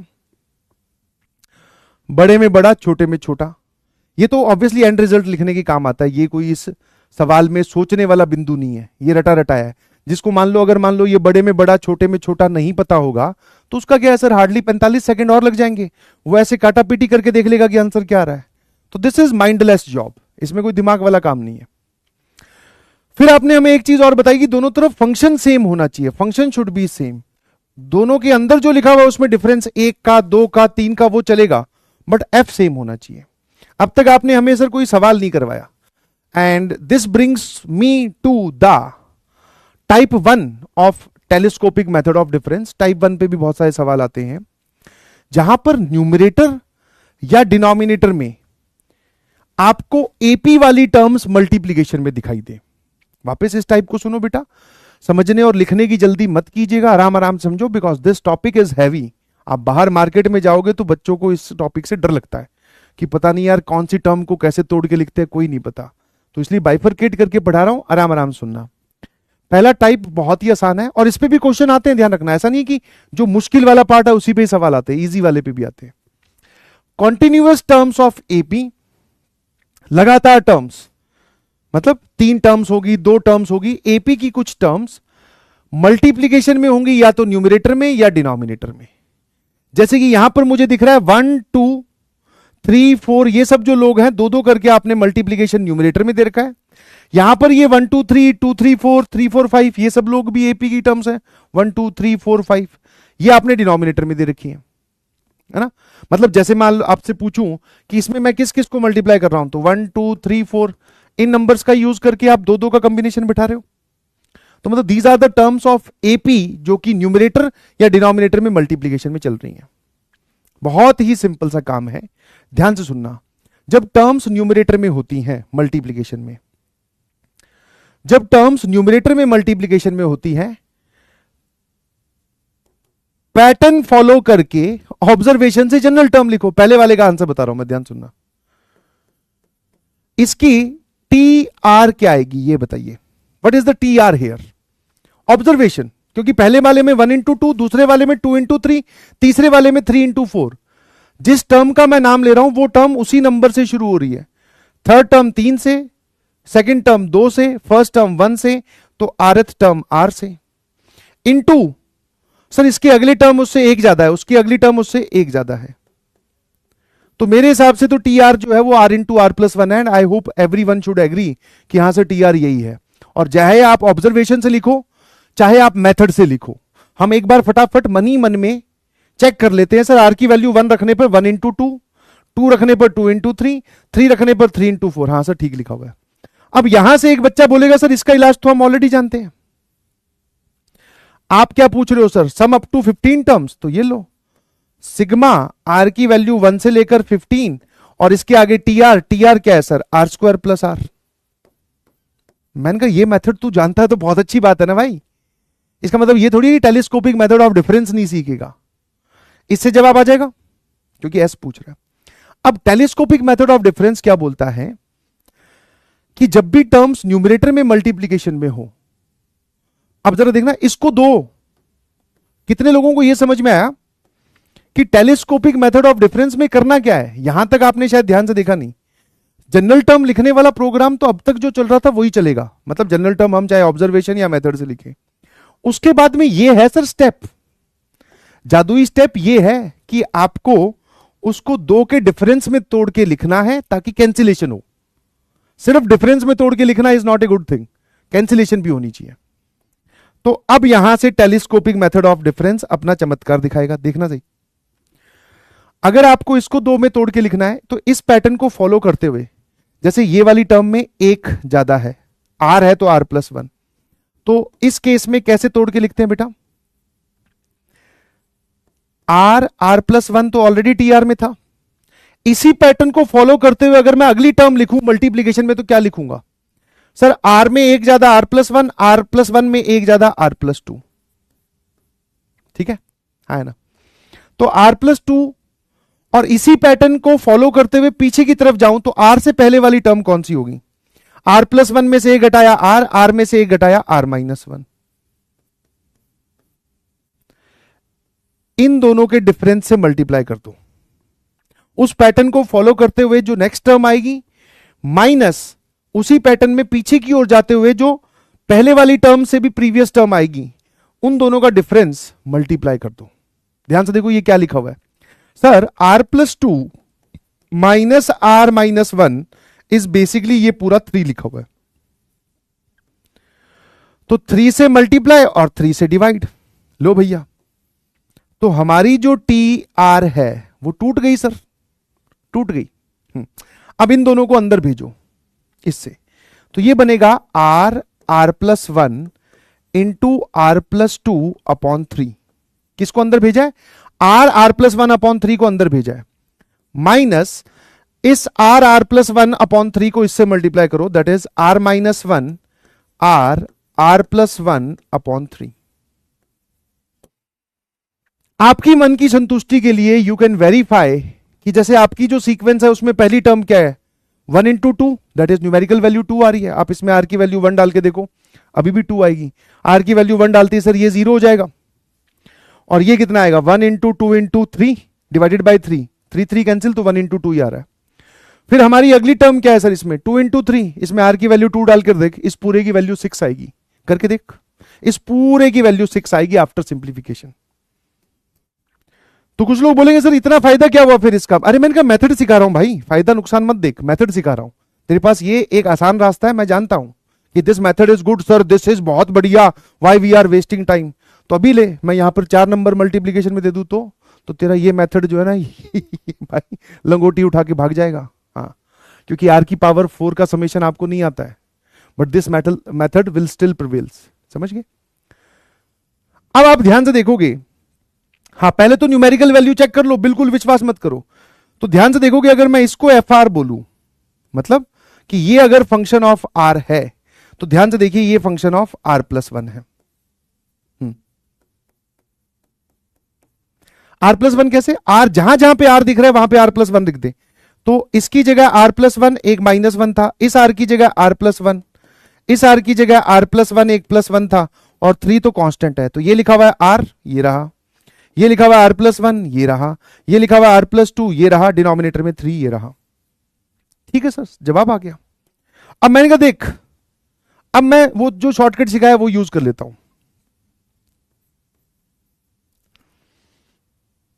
कि हमने सिग्मा आर की वैल्यू 1 से लेकर 15 टर्म्स तक जाना है तो 15, और जो जनरल टर्म थी r इंटू r+1 उसको भयानक करके हमने ऐसा लिख दिया sir, r+1 r+2 upon 3 minus r-1 r+1 upon 3, और दोनों में एक का डिफरेंस है, तो बड़े वाला बड़े वाले में, छोटे वाला छोटे वाले में। ध्यान से देखोगे तो आपका आंसर ही आ गया सर, 15, r की जगह 15, 16 इंटू 17 डिवाइडेड बाई 3। सर छोटे वाला r की वैल्यू 1, मैंने कहा ये 0 हो जाएगा तो घटा के लिखना ही क्या है, यही आपका आंसर है, और ये आंसर यहां से आएगा। अब मैं आपको क्यों बोल रहा था कि दिस मेथड इज हेल्पफुल, तो ध्यान से देख ले, अगर मैं एक सवाल ये वाला बना दूं कि एक सीक्वेंस है बेटा जिसमें 1 इंटू 2 इंटू 3 इंटू 4, ये ले भाई, फिर 2 इंटू 3 इंटू 4 इंटू 5, फिर 3 into 4 into 5 into 6, this up to 10 terms. अब मैं आपको ये मेथड सीखने के लिए इसलिए बोल रहा था क्योंकि अब ये वाला मेथड आपका काम नहीं करेगा, ये जो तुम सिग्मा लगा रहे थे ना, क्योंकि उसमें जो रिजल्ट की जरूरत पड़ेगी वो आपको नहीं आ रही होगी। अगर मान लो तुम इसकी जैसे तैसे जवाब भी निकाल रहे है, तो मैं इसमें अभी मल्टीप्लीकेशन में हर टर्म में 4-4 एलिमेंट्स को मल्टीप्लाई किया है, मैं उसमें 10-10 कर दूंगा, फिर कहां से लाएगा। But this method is still applicable. पहला काम क्या है, जनरल टर्म लिखो, और जो कि साफ साफ बाय ऑब्जर्वेशन दिखाई दे रही है कि पहली टर्म 1 से, दूसरी टर्म 2 से, तीसरी टर्म 3 से, चौथी टर्म 4 से शुरू हो रही है, तो rth टर्म r से, और फिर एक एक टर्म बढ़ाते जा रहे हो। और जैसे ही हम tr लिख लेते हैं तो हम क्या करते हैं, अगर हम tr लिख लेते हैं तो सर हम उसमें एक बार वैल्यू डाल के देखते हैं, 1 डाल के देखेंगे तो ये आएगा, 2 डाल के देखेंगे ये आएगा, 3 डाल के देखेंगे ये आएगा। अब आप देख सकते हो कि सिग्मा वाला मेथड फेल हो गया।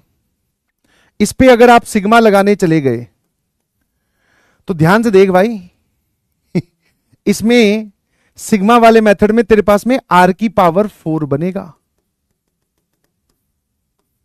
और r की वैल्यू 1 से लेकर 10 टर्म्स तक जा रहा है। सर यहां पर हम आकर फेल हो गए। ठीक है, मतलब इसके आगे अब हमें कोई रास्ता नहीं दिख रहा, बिकॉज सिग्मा r की पावर 4 की वैल्यू नहीं पता, r³ की पता है, r² की पता है, r की पता है, कांस्टेंट भी पता है, ये फेल हो गया, इसलिए बोल रहा था। अब इसको हम कैसे तोड़ के लिखें, अगर इसी पैटर्न को फॉलो करें तो इस पैटर्न में नेक्स्ट ब्रैकेट क्या होता सर, एक ज्यादा r+4, इससे अगला ये होता, माइनस इसी पैटर्न में पीछे की ओर जाएं तो यहां कौन सा ब्रैकेट लिखा होता सर, यहां लिखा होता r-1। तो एक ज्यादा और एक पीछे वाले का डिफरेंस यहां लिखना है। ध्यान से देखोगे, आंखें खोलकर ब्रैकेट सिंप्लीफाई कर ये 5 लिखा हुआ है। तो मैंने इस जनरल टर्म में बेसिकली और कुछ नहीं किया, एक कांस्टेंट नंबर 5 से मल्टीप्लाई किया, तो ऑब्वियसली 5 से डिवाइड कर देते हैं। तो अब जो हमारा tr है वो इस पूरे को अंदर मल्टीप्लाई कर, r+1 r+2 r+3 into r+4 whole divided by 5। फिर जब ये पूरी टर्म इससे मल्टीप्लाई होगी तो this is r-1 r+1 r+2 r+3 whole divided by 5। आपके मन की तसल्ली के लिए you can also verify the numerical value. आप इसमें r की जगह 1 रखो, जो न्यूमेरिकल वैल्यू इसकी आ रही है दैट इज 12 इंटू 2 24, ये भी पूरा 24 ही आएगा। आप इसमें r की जगह 2 रखो, जो न्यूमेरिकल वैल्यू इसकी आ रही है दैट इज 20 इंटू 6 120, तो इस पूरे की वैल्यू भी 120 आएगी। आप रख के देखिए प्लीज, क्योंकि मैंने सिर्फ उसी टर्म को तोड़ के लिखा है और यहां पर हमारा सवाल ही खत्म हो गया सर। क्योंकि अब हमें क्या करना है सर, जनरल टर्म को तोड़ के लिख लिया, अब इस पे सिग्मा लगा दो। ये लो, कहां से कहां तक सिग्मा, r की वैल्यू 1 से लेकर 10, यही तो s है वो आपसे पूछ रहा था। और आप देख सकते हो कि अगर मैं इसको fr बोलूं, if this is f of r, जहां जहां पर r दिख रहा है वहां पर r+1 रख दो, तो this is f of r+1। तो बड़े वाला बड़े वाले में 10 into 11 into 12 into 13 into 14 whole divided by 5, बड़े वाला बड़े वाले में, छोटे वाला छोटे वाले में, दैट इज -0। ये आपका जवाब आ गया सर। बोलो भाई, जब टर्म्स मल्टीप्लीकेशन में हो न्यूमरेटर में तो कैसे करते हैं? एमजेओ है ना? हाँ, सीरियस होकर पढ़ाई करो प्लीज, वेरी गुड। यार एक ये कहीं से आ ही जाता है, बोले नो एसएमजे, तो वापस रिपीट देख लेना बेटा।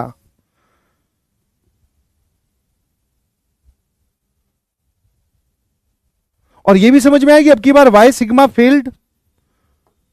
तुम चलो आर की पावर 4 का निकाल लोगे, मैं यहां पे 5 टर्म्स मल्टीप्लीकेशन दे दूं तो जो एपी में है, फिर तो सर खेल खत्म हो जाएगा। अब मैंने कहा एक सवाल मैंने तुझे और दे रखा है, ये देख। अभी हमने सिर्फ इसका पहला पार्ट डिस्कस किया, दूसरा सवाल मैंने खुद बना दिया। तीसरे पे आते हैं। तीसरे में भी जिन लोगों को उसने न्यूमरेटर में मल्टीप्लीकेशन में लिया है, दैट इज 135, 357, 579, ये सब लोग एपी में है। बस जनरल टर्म लिखो और आंसर बताओ, जनरल टर्म लिखो और आंसर बताओ। आज जो लोग बोल रहे हैं कि रिपीट रिपीट रिपीट, तो अब रिपीट करूंगा, वही है, यहां पर भी एपी में है, बस कॉमन डिफरेंस 2 2 का है। ये देख, शुरू हो जाओ।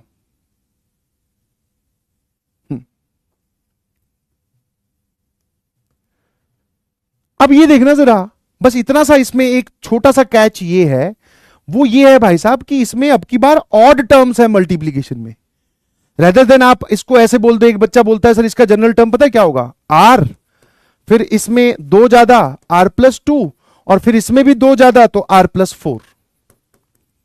सर ये इसकी टीआर होगी। मैंने कहा ठीक है भाई। तो एक स्टेप और बताया था ना कि तूने अगर टीआर गलती से गलत लिख लिया तो you can correct it by yourself. कैसे? आर की वैल्यू 1 पुट की तो नो डाउट 1 इंटू 3 इंटू 5 आ जाएगा, बट जब तू इसमें आर की वैल्यू 2 पुट करेगा तो तेरा आंसर तो 2 इंटू 4 इंटू 6 आ रहा है भाई, जबकि सेकंड टर्म तो 3 इंटू 5 इंटू 7 है। ठीक है, तो यस सर ये गलत लिखा है, वेरी गुड। तो मैंने कहा सही से सोच भाई फिर क्या है। Sir these are all the odd numbers. तो मैंने कहा 1 डालने पर ऑड नंबर हमें 1 मिले, ऐसा कुछ सोच। बोले सर ये लो, इसकी टीआर लिखेंगे 2r-1। आर की वैल्यू 1 डालने पर ये 1 बन जाएगा, है ना? ये सब जानते हैं ऑड नंबर्स कैसे लिखते हैं। कोई बोलेगा सर वापस वही युद्ध जो अब तक सदियों से चला आ रहा है, मैं तो यहां पे 2r+1 लिखूंगा, तो उसमें आर की वैल्यू 0 डालना। ठीक है, अब उससे अगला जो है वो 2 ज्यादा है। मैंने कहा ठीक है भाई, तो 2r, इसमें 2 जोड़ दिया तो ये कितना आ जाएगा? 2r+1। अब इसमें भी 2 जोड़ दें तो ये आ जाएगा सर 2r+3। ये है बेटा इसकी जनरल टर्म। आप आर की वैल्यू 1 पुट करो, देख ले पहली टर्म क्या आ रही है, 1 इंटू 3 इंटू 5, यही आपकी पहली टर्म है। आप इसमें आर की वैल्यू 2 पुट करो, 2 रखने पर सर ये बनेगा 3, फिर ये बनेगा सर 5 और ये बन जाएगा 7, यही आपकी सेकंड टर्म है। आर की वैल्यू 3 पुट करो तो 3 पुट करने पर सर ये बनेगा 5, 7 और 9, ये आपकी तीसरी टर्म है। तो पहले तो जनरल टर्म लिखने वाला प्रोग्राम सर हमने क्लियर किया। आई डोंट थिंक कि इसमें किसी को परेशानी होगी, और इसमें जो डाउट आता है वो मैंने आपको बता भी दिया कि जनरली बच्चे इसमें r+2 और r+4 लिखते हैं, वो गलत क्यों है। जब न्यूमरेटर में टर्म्स एपी वाली मल्टीप्लीकेशन में दिखें, क्या करते हैं भाई, उनको एक पैटर्न में लिख लिया। पैटर्न मतलब कि एपी है तो कॉमन डिफरेंस किस तरफ बढ़ रहा है आपको दिख ही रहा ऑब्वियसली, कि यहां से यहां जोड़ा 2 ज्यादा, फिर यहां से यहां 2 ज्यादा। अगर मैं इसके अगला ब्रैकेट लिखता इसके अंदर तो क्या लिखता? सर इसमें भी 2 ज्यादा कर दो। तो मैंने कहा मैं क्या लिखता ये तो बता। बोले सर 2r+5 लिखते, और क्या लिखते?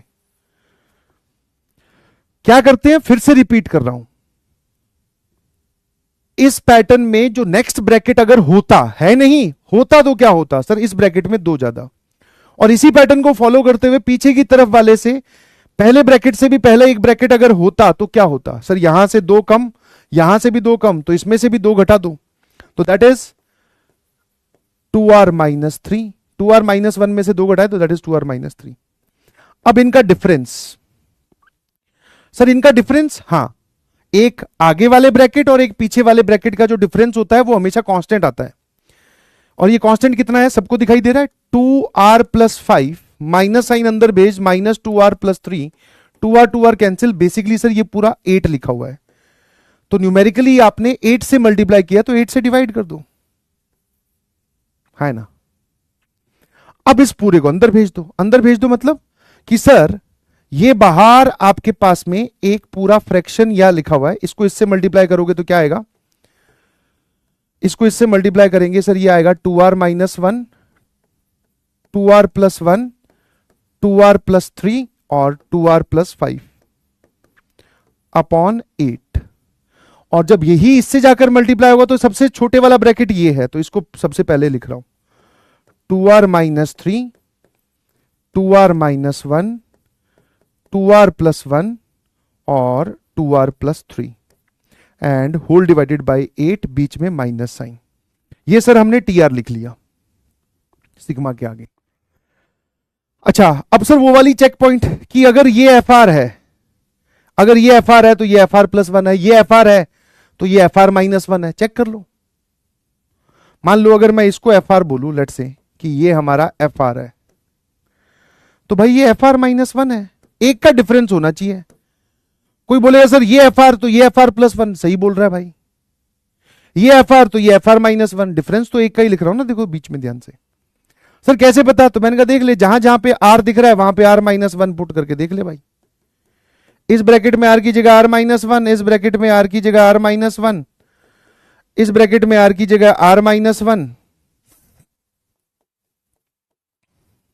और इस ब्रैकेट में आर की जगह आर माइनस 1।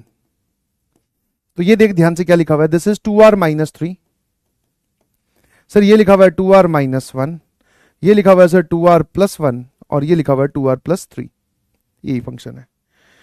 अच्छा, टीआर लिखने के बाद में आप करते क्या हो, पहले ये बताओ।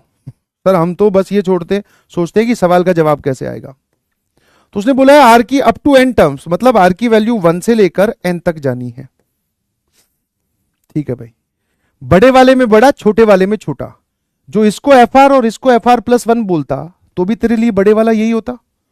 मैंने इसको एफ आर माइनस 1 और इसको एफ आर बोला तो मेरे लिए भी बड़े वाला यही है। तो बड़े वाले में बड़े वाला, तो sir that is 2n minus 1, R की जगह n रख दे, 2n plus 1, 2n plus 3, 2n plus 5 whole divided by 8, minus के बाद में आर की वैल्यू छोटे वाले में छोटा। तो जब आप आर की वैल्यू 1 यहां रखोगे तो ये आएगा sir minus 1 into 1 into 3 into 5 and whole divided by 8। Minus minus ये दोनों मिलकर प्लस हो जाएंगे और यही हमारा एस है। कोई बात अगर परेशान कर रही है तो जल्दी से बताओ।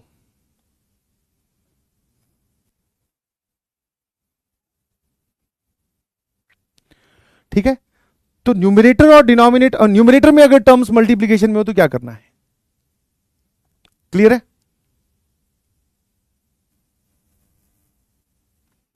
एक पूछ रहा है कि sir why we have taken 8, तो बेटा इससे अगला जब ब्रैकेट बनाया और इससे पिछले ब्रैकेट का डिफरेंस बनाया तो अपने आप 8 बना। तो अगर मैं किसी क्वांटिटी से मल्टीप्लाई कर रहा हूं तो उससे डिवाइड भी तो करना पड़ेगा, नहीं समझे। वो बोल रहा है यहां पर 8 ही क्यों लिया, 7 क्यों नहीं लिया, ये तो अपने आप बना है, मैंने थोड़ी लिया है।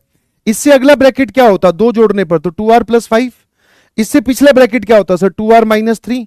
अब इन दोनों का डिफरेंस करके देखा तो वो 8 आ रहा है, 8 से मल्टीप्लाई किया तो 8 से डिवाइड भी करना है भाई, है ना।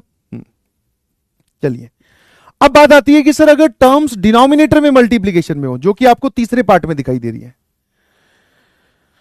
ठीक है। तो जब डिनोमिनेटर में मल्टीप्लीकेशन में हो, अच्छा ये जो बात मैंने बोली ना, नेक्स्ट ब्रैकेट और उससे पिछला ब्रैकेट, कुछ बच्चे इस चीज को अपने भाषा में बादल बनाकर लिख लेंगे कि व्हेन न्यूमरेटर में टर्म्स एपी वाली मल्टीप्लीकेशन में हो तो सर ने क्या करने के लिए बोला है, और डिनोमिनेटर में जब एपी वाली हो तब क्या करने के लिए बोला है ना। क्या ये बात क्लियर है ना, है ना। अब जब डिनोमिनेटर, पहले तो जनरल टर्म लिख, जनरल टर्म तक का प्रोसेस एकदम सेम है। सर इसमें टी आर क्या आ जाएगा, सब में ऊपर 1 1 1 है तो यहां पर भी 1, और यहां कितना आ रहा है सर 1 2 3 2 3 4। पहले वाले में 1 से शुरू हो रहा है, दूसरी टर्म 2 से शुरू हो रही है, तो obviously sir Rth term R से शुरू होगी, फिर एक एक बढ़ाते जाओ तो आर प्लस 1 आर प्लस 2। पहले जनरल टर्म तक एग्री करो भाई, ठीक है। एक जनरल टर्म तक एग्री करो कि हां सर ये इसकी जनरल टर्म है और बाय ऑब्जर्वेशन है, इसमें कोई मेथड वेथड लगाने की जरूरत नहीं है, और मेथड लगेगा भी क्या सर, सीधा सीधा दिख तो रहा है। तो जब डिनोमिनेटर में टर्म्स मल्टीप्लीकेशन में हो, जब डिनोमिनेटर में टर्म्स मल्टीप्लीकेशन में हो, ये लिख लो प्लीज, ये वाला। जब डिनोमिनेटर में टर्म्स मल्टीप्लीकेशन में हो तो पहले और आखिरी का डिफरेंस ऊपर बनाओ। इफ डिनोमिनेटर, ये कौन सा आ गया सर हमारे पास में, ब्लैक बादल। इफ डिनोमिनेटर में टर्म्स मल्टीप्लीकेशन में हो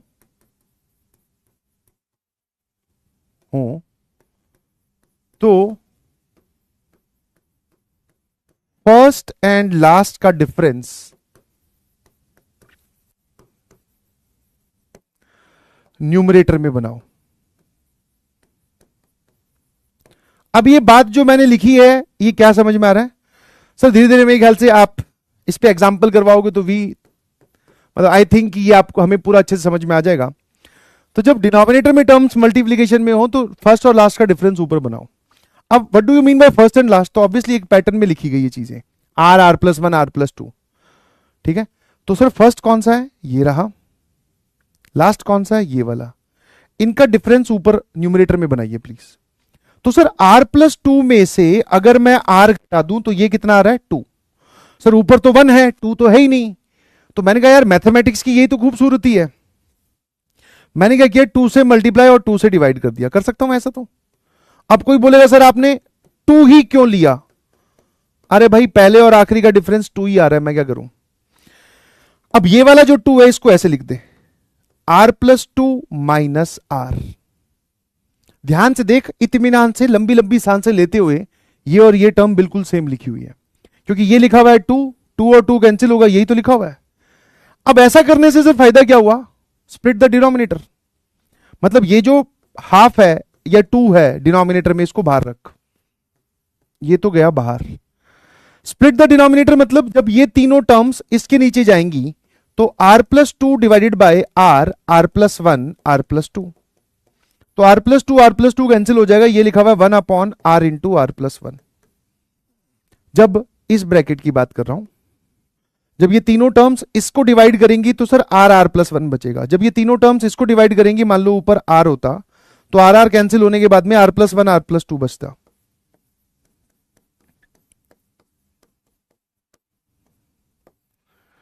ये लो भैया। अब ऐसा करने से फायदा ये हुआ कि ये पूरी जनरल टर्म दो के डिफरेंस में भी टूट गई, ये दो के डिफरेंस में भी टूट गई। और एक को अगर आप किसी को भी एफ आर बोलते हो, किसी को भी जो तुम्हें अच्छा लगे, क्योंकि कुछ बच्चों को तो यही डाउट है सर आप एफ आर बोल किसको देते हो? मैंने कहा तू बता किसको बोलना है। बोले सर किसी को भी बोल देते हैं, अक्कड़ बक्कड़ बम्बे बो 80 90 पूरे 100, पूरा दम लगा दो, फिर जो होता है होने दो, इसको एफ आर बोलना है। ठीक है भाई, ठीक है, हाँ है ना सर, ये लो एफ आर। तो ये एफ आर प्लस वन नहीं है ध्यान से देख, आर की जगह आर माइनस वन रखेगा तब वन वन कैंसिल होगा, आर आएगा, तो ये एफ आर माइनस वन है भाई। हाँ, आर की जगह आर माइनस वन रखने का एक का डिफरेंस है सर, बिंदास हो गया काम। मैं आंसर बता दे कहां तक, अप टू 10 टर्म्स की बात कर रहा है। मतलब सर सिग्मा के आगे ये प्रोग्राम ऐसे लिखा हुआ है, सिग्मा आर की वैल्यू 1 से 10, ये half r, are plus one minus one upon r plus one, are plus two. ठीक है। अब कोई इसको आर बोलता तो ये एफ आर प्लस वन हो जाता, कोई दिक्कत वाली बात नहीं उसमें। ठीक है। हाँ, अब मुझे एक बात बताओ, बड़े वाला बड़े वाले में, छोटे वाला छोटे वाले में, यही तो करते हैं कि ये आर बड़ा है, आर माइनस वन छोटा है। आंसर बताइए प्लीज। तो 1/2 जब आप इसमें 1 पुट करोगे तो दिस इज 1/2, माइनस जब आप इसमें 10 पुट करोगे तो दिस इज 11 इंटू 12, और ये बाहर हाफ ऑलरेडी था। बताओ भाई समझ में आएगी नहीं कहानी?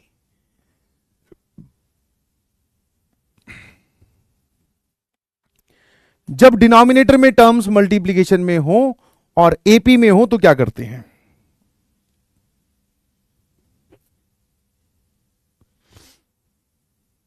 एमजेओ,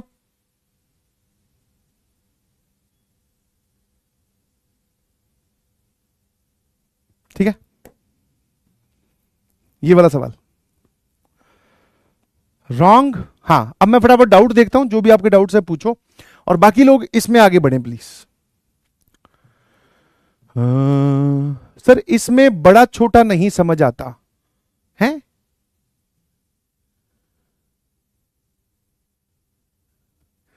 अबे यार देख, एक एफ आर बनेगा, एक या तो एफ आर प्लस वन बनेगा, एक एफ आर बनेगा तो एक एफ आर माइनस वन बन सकता है, एक एफ आर बनेगा तो एक एफ आर प्लस टू बन सकता है। इन दोनों में से बड़ा छोटा का मतलब है कि अंदर कौन सा बड़ा लिखा हुआ है, आर प्लस वन।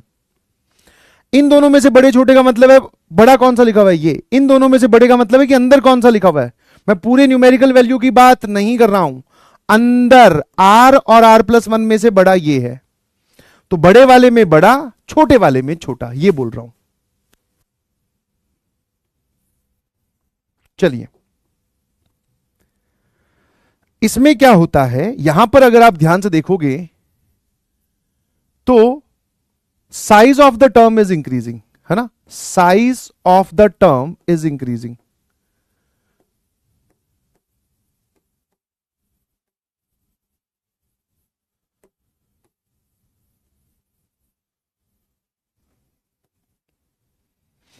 जैसे कि कोई सीक्वेंस हमने ये वाला देखा था ना, फर्स्ट टर्म वन है, सेकेंड टर्म में वन प्लस टू है, थर्ड टर्म में one plus two plus three है, फोर्थ टर्म में one plus two plus three plus four है। व्हेन आई से साइज ऑफ द टर्म, मतलब मैं न्यूमेरिकल वैल्यू की बात नहीं कर रहा, मैं वहां पर इकट्ठे होने वाले लोगों या नंबर्स की बात कर रहा हूं कि वो बढ़ रहे हैं। कि पहले वाले में T1 में एक ही टर्म थी, T2 में दो टर्म्स, T3 में तीन, T4 में चार। तो इसमें जब आप TR लिखते हो तो आप क्या लिखोगे, so that is one plus two plus till कहां तक, R तक। ये बात समझ में आती है। अब जैसे आप इसमें R की वैल्यू वन लोगे, मतलब वन से लेकर यहीं वन पे रुक जाओ, जो ये लास्ट वाला नंबर बनेगा वहीं तक रुक जाना, इसका मतलब ये होता है। इफ आई से T1 that means one, T2 तो लास्ट वाला नंबर क्या बना, टू, दैट मींस टू तक रुक जाओ, वन प्लस टू हो गया। T3 मतलब आप R की वैल्यू थ्री बनाओगे तो लास्ट वाला टर्म थ्री तक। तो ये वो सीक्वेंस है जिसमें आगे बढ़ने पर size of the term is increasing, और ऐसा ही यहां पर हो रहा है, ध्यान से देखोगे आप, size of the term is increasing.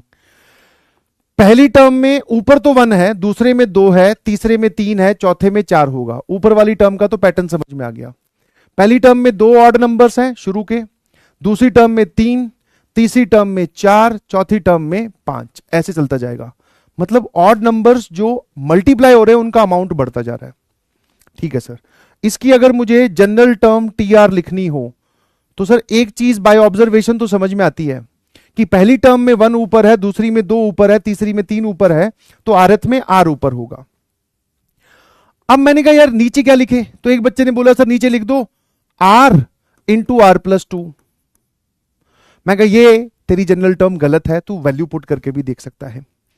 One रखने पर one upon one plus three तो बन जाएगा, टू रखने पे two upon two plus four बनेगा, और जो कि यहां पर है ही नहीं।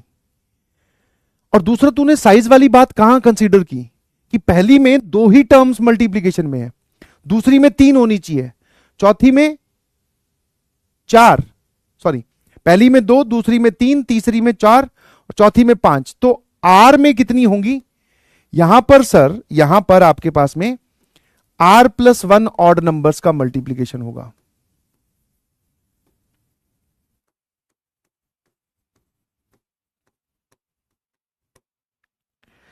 है ना, अरे जो भी अमाउंट है, फर्स्ट टर्म में दो, सेकेंड टर्म में तीन, थर्ड टर्म में चार, तो आरथ टर्म में R plus one odd numbers का मल्टीप्लीकेशन।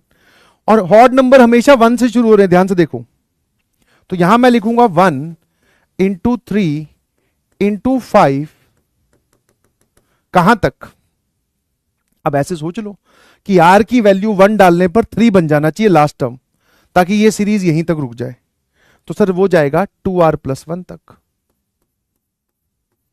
ये लो भाई, कहां तक जाएगा, 2R प्लस वन तक। ठीक है, अब एक बार वापस रिकंफर्म करवा देता हूं।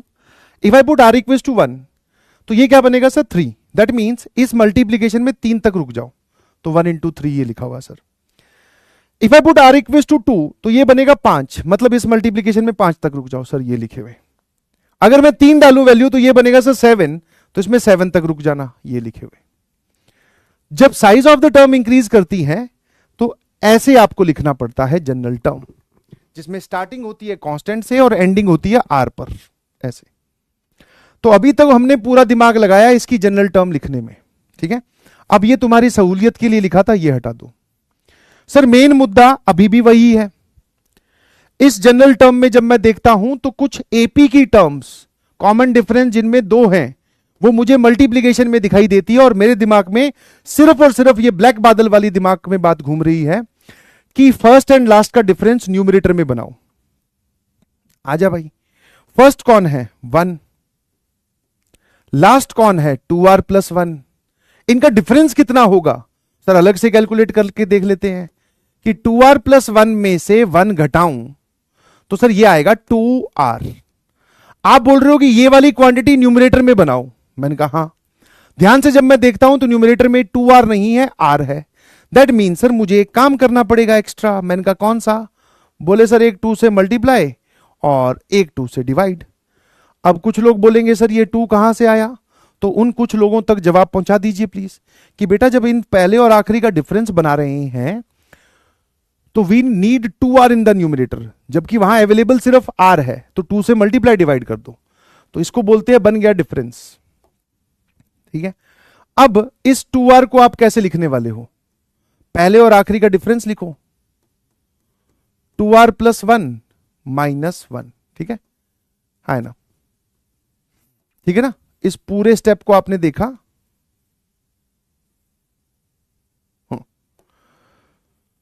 तो 2 से डिवाइड कर दिया और यहां लिख दिया सर 2r + 1 - 1। इसके बाद में कुछ नहीं, स्प्लिट द डिनोमिनेटर। सर ये तो 1/2 वाला जो पार्ट है इसको तो अलग रखो, मैंने कहा ठीक है भाई। जब ये वाली टर्म, ये वाले सारे ऑड नंबर्स इसके नीचे जाकर मल्टीप्लाई डिवाइड होंगे, मतलब ऊपर लिखा हुआ है 2r + 1, नीचे लिखा हुआ है सर 1 × 3 × 5 × 2r + 1, और इससे पहले वाला जो ऑड नंबर होगा वो होगा 2r - 1। कैसे? इस तरफ जा रहे हो 2 बढ़ रहा है, इस तरफ जाओगे तो 2 घटा देना, माइनस ऊपर लिखा हुआ है 1/1 डिवाइडेड बाय दिस होल,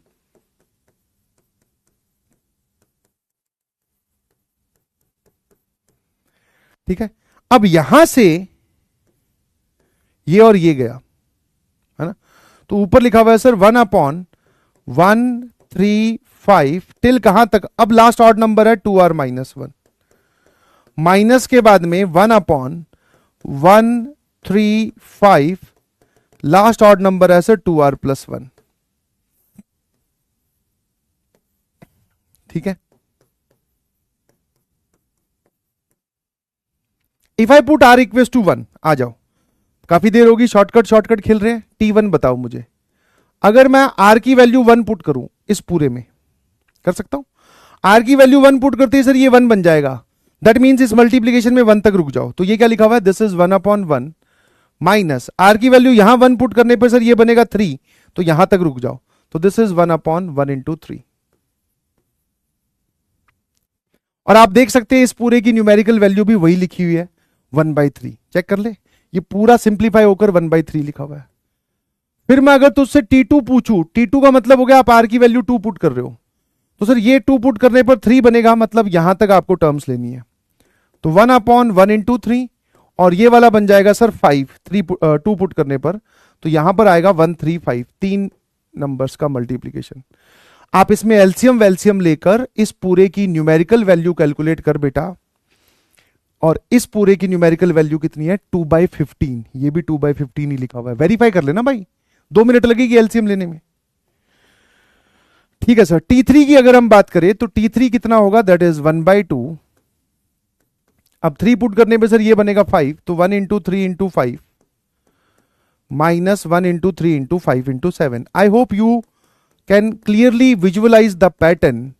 अब उसने पहले पूछा है कि Tn बताओ, sum up to n terms, तो 1/2 n टर्म का मतलब क्या सर, n पुट कर दो, तो मैंने कहा ठीक है भाई। पहले वाले में आ जाएगा 135 कहां तक, 2n - 1 तक, और दूसरे वाले में आ जाएगा सर 135 कहां तक, 2n+1 तक। अब जब मैं इनको ऐड करूंगा तो can you observe the pattern? Yes sir, ये नेगेटिव ये पॉजिटिव, बाहर तो हाफ है वो कॉमन आ रहा है, ये नेगेटिव ये पॉजिटिव, ये नेगेटिव ये पॉजिटिव, ये नेगेटिव ये पॉजिटिव, ये नेगेटिव ये पॉजिटिव। ऊपर अगर एक टर्म बच रही है माइनस साइन से पहले, तो आखिर में माइनस साइन के बाद में एक टर्म बचेगी। तो our answer is 1 - 1/1 into 3 into 5 dot dot dot कहां तक, 2n+1 तक। और बाहर ब्रैकेट के कौन है, हाफ। tn का समेशन करने पर कौन मिलता है, sn। This is our sn। अब वो बोल रहा है also find the sum of infinite terms. तो इन्फिनाइट टर्म्स में आप देख सकते हो कि जैसे जैसे आप आगे बढ़ रहे हो, एक तरीका तो इन्फिनाइट टर्म्स मतलब इसमें n की वैल्यू इंफिनिटी रख दे। n मतलब number of terms are infinite, मतलब बहुत ज्यादा टर्म्स है तो n की वैल्यू इंफिनिटी। 1 बहुत बड़ा नंबर दैट इज 0, तो यहां सिर्फ 1 बचेगा। और दूसरा, इस कैंसिलेशन पैटर्न में जब भी वो आपसे ऐसे इंफिनिटी पूछे तो ये काटा पीटी आगे तक चलती रहेगी, जो शुरुआत में बचा वही आपका आंसर है। समझ में आया? जैसे मान लो मैं बोलूं कि कोई काटा पीटी है वो इंफिनिटी तक जा रही है, तो सर इंफिनिटी तक तो वो तभी पूछ रहा होगा जब एक कन्वर्जिंग सीरीज रही होगी टिल इंफिनिटी। तो इसमें आपको टेंशन लेने की जरूरत नहीं है। देखो ये गया, ये गया, ये गया, ये गया, ऐसे चलता जाएगा। सर ये बच गया, दिस इज अवर आंसर। तो इन्फिनाइट टर्म्स में दो तरीके बताए मैंने। आप इसमें n की वैल्यू इंफिनिटी रख दो, ये पूरा 0 हो जाएगा। और क्यों? क्योंकि बहुत बड़ा नंबर डिनोमिनेटर में है। तो sir 1 into half, answer is half. Otherwise infinity में समझो कि ये कैंसिलेशन चलता जाएगा, आपके पास में सिर्फ क्या बचा, एक यहां 1 बचा, बाहर हाफ था, तो आंसर इज सर हाफ। बोल भाई, इसमें कोई डाउट है तो मुझे बता। हाँ ना? और ऐसा नहीं है कि अभी भी वो वाली चीज वैलिड नहीं है, अभी भी वैलिड है। अगर आप इसको बोलोगे FR, तो ये लिखा हुआ है FR+1, ठीक है? हाँ है ना? तो n इसमें पुट होगा, बड़े वाले में बड़ा, छोटे वाले में छोटा। r की वैल्यू 1 पुट करोगे तो ये सीरीज यहीं पे रुक जाएगी, तो 1 ये रहा। क्लियर है? तो इसको आप वैसे भी बोल सकते हो कि अगर ये FR है तो ये FR+1 है। शॉर्टकट से भी निकाल सकते हो, ऐसा नहीं है कि आप हर बार यही जाओगे, ये तो मैंने तुम्हें दिखा दिया। क्लियर है? अब इस पैटर्न पे बहुत सारे सवाल पूछे गए हैं। जैसे ये वाला सवाल है, एपी की टर्म्स मल्टीप्लीकेशन में डिनोमिनेटर में दिखे। एपी की टर्म्स मल्टीप्लीकेशन में डिनोमिनेटर में दिखे, ये रही।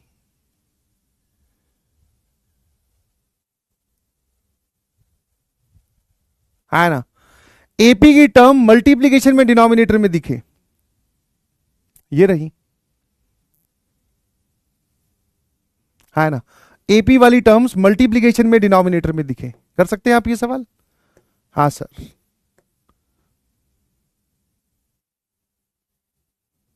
है ना?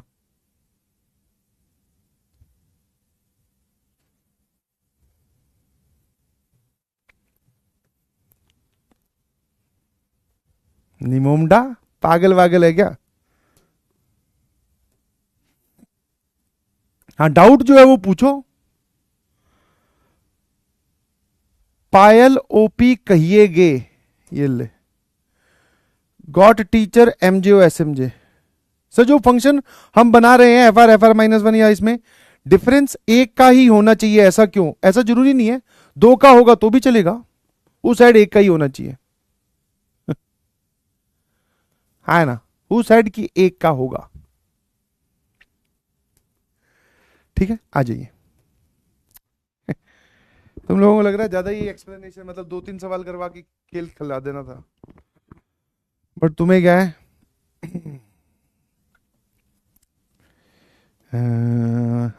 आ जाइए। नाउ ये वाली चीज बस एक थोड़ा सा उसने एक एज बढ़ा दिया, बस और कुछ नहीं है। बेसिकली क्या पूछ रहा है, an be the sequence such that पहली n टर्म्स का सम आपको ये दे रखा है। अब आपको ये समझ में आना चाहिए उसने ये आपको Sn दे रखा है, और समझ में नहीं, ये तो दिख ही रहा है सर, A1 से लेकर AN तक का सम, पहले n टर्म्स का सम ही तो SN होता है, तो ये दिखना चाहिए कि उसने SN ऐसे दिया है, ठीक है। नाउ अब जरा फोकस करना इस चीज पर कि सिग्मा K की वैल्यू 1 से लेकर 10, 1/AK, यहां पर वो हमसे वैल्यू पुट करवा रहा है। अच्छा, AK बोल दो या फिर आप AN बोल दो, ठीक है, क्योंकि जैसे ही आप मुझे AN बताओगे तो मैं N की जगह K रखकर AK निकाल लूंगा। तो कहानी कुछ ऐसी है दोस्तों कि SN इज गिवन। फिर से बता देता हूं सर, ये SN कैसे हुआ? अरे सम ऑफ फर्स्ट n टर्म्स जोड़कर दिखा रखी हैं। बोले हाँ सर ये तो SN ही हुआ। तो मैंने कहा ये बता, अगर SN ये है तो इससे TN कैसे निकाले? TN बोल दो, AN बोल दो, एक ही बात है। इससे मुझे पता करना है TN, क्योंकि TN जिसको आप बोल रहे हो उसी को ही वो AN बोल रहा है। तो सर हमने ये बात तो शुरू में ही कर ली थी कि किसी भी सीक्वेंस में if SN is given then AN या TN इज बेसिकली क्या होता है sir? SN minus SN minus 1, है ना? क्या होता है? SN माइनस SN माइनस 1, है ना? मेरे ख्याल से बात समझ में आती है। SN क्या है? तो सर SN है, अच्छा न्यूमरेटर को भी फैक्टराइज करके लिख लेते हैं, ठीक है, न्यूमरेटर को भी फैक्टराइज करके लिख लेते हैं। That is n into n plus 3 लिखा हुआ है। तो SN है sir n plus 3 whole divided by n plus 1 n plus 2, ठीक है। मैंने कहा SN माइनस 1 क्या हो जाएगा? n की जगह सर n माइनस 1 रख दो, तो दिस इज n माइनस 1, यहां n माइनस 1 रखोगे तो ये n माइनस 1 प्लस 3, तो n प्लस 2, यहां n माइनस 1 रखोगे सर ये n आ जाएगा और यहां n प्लस 1 आ जाएगा। चलिए अगर मैं इसमें एलसीएम ले लूं तो सर एलसीएम में आ जाएगा n प्लस 1 और n प्लस 2। अब यहां पर n प्लस 1 और n प्लस 2 है तो यहां जाएगा n, तो एक n चला गया, एक n ऑलरेडी था, तो n square n plus 3 minus के बाद में n प्लस 1 यहां है तो यहां जाएगा सर n प्लस 2, और एक n प्लस 2 ऑलरेडी यहां पर था, मुझे कुछ कॉमन ले लेना चाहिए था क्या, पर ठीक है एक ही बात है, n plus 2 into n minus 1। चलिए भाई, तो डिनोमिनेटर में सर हमारे पास में आ गया n प्लस 1 n प्लस 2। अब ये न्यूमरेटर में क्या प्रोग्राम लिखा हुआ है इसको चेक कर लेते हैं।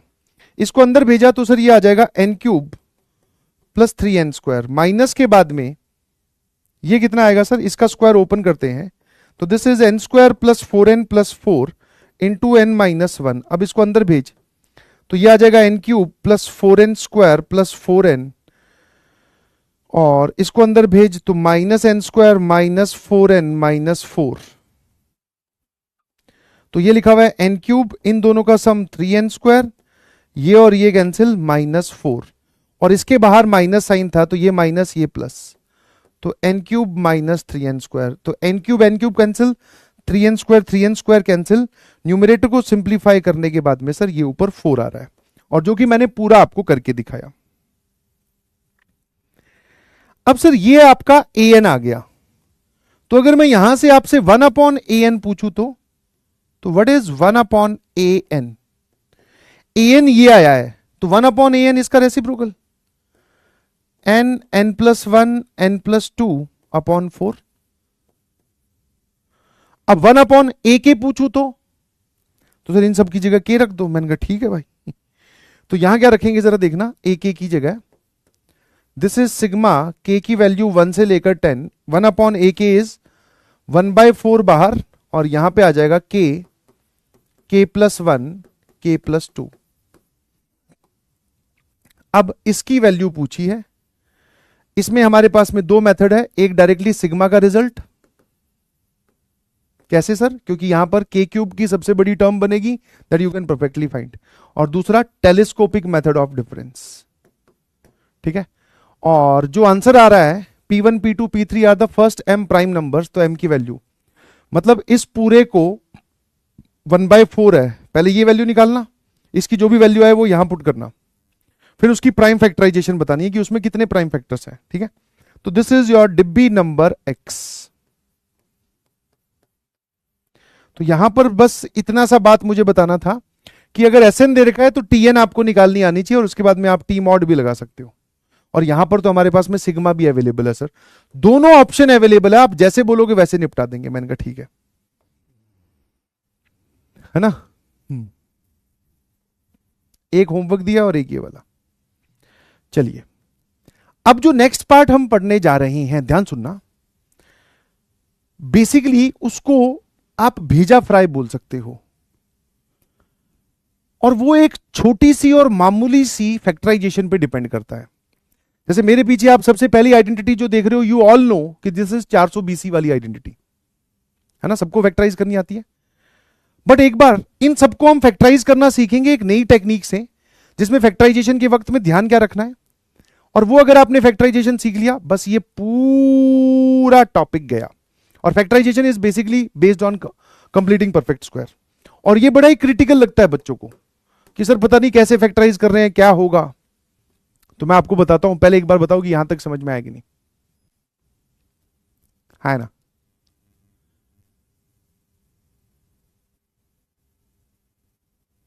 है ना, चलिए ठीक है। अब फैक्टराइजेशन के वक्त में पता है ध्यान क्या रखना है, जो आर की पावर 4 होगी वो ए स्क्वायर का रोल प्ले करेगी, ध्यान रखना, ठीक है। आर की power 4 this will play the role of A square plus constant का square this will play the role of B square.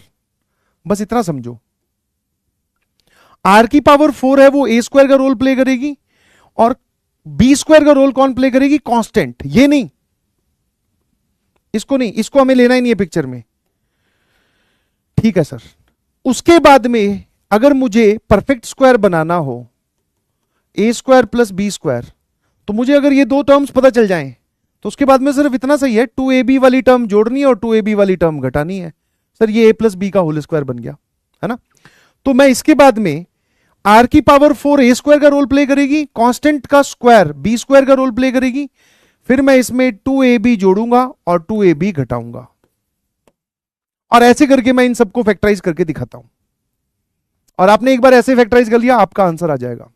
Telescopic method of difference में ये फैक्टराइजेशंस बहुत प्रबल तरीके से यूज होती है। सर आपने जो बोला वो कम कम समझ में आया, मैंने कहा हाँ आई नो।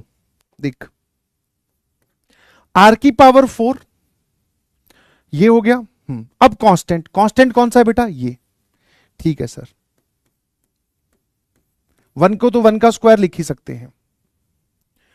ये ए स्क्वायर ये बी स्क्वायर सबको दिखाई दे रहा है, ए और बी कौन है, मतलब ये किसका स्क्वायर है बेटा, सर ये आर स्क्वायर का स्क्वायर है।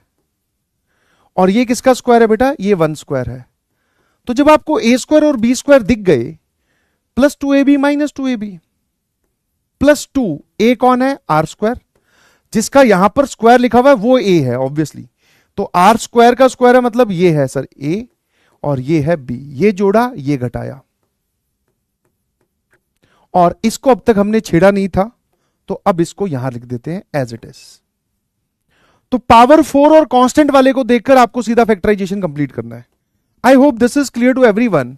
ये ऐसे ही फैक्टराइज किया गया था पहले भी, ये आर स्क्वायर प्लस 1 का होल स्क्वायर, और इन दोनों का एडिशन आएगा सर आर स्क्वायर। अब अगर आप इसमें A square minus B square वाली फैक्टराइजेशन लगा दो, तो R square plus 1 minus R and R square plus 1 plus R, this is A और दिस इज बी। तो A square minus B square is A minus B, A plus B, हो गया factorise. अब इसी तरीके से सेकंड वाला factorise कर, क्योंकि एक बढ़िया चीज बनेगी।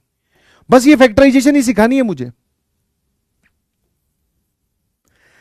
सर पावर 4 मतलब आर स्क्वायर का स्क्वायर, उसके बाद में कांस्टेंट वाली टर्म, ये रहा सर कांस्टेंट टर्म, ये किसका स्क्वायर है, 2 का स्क्वायर।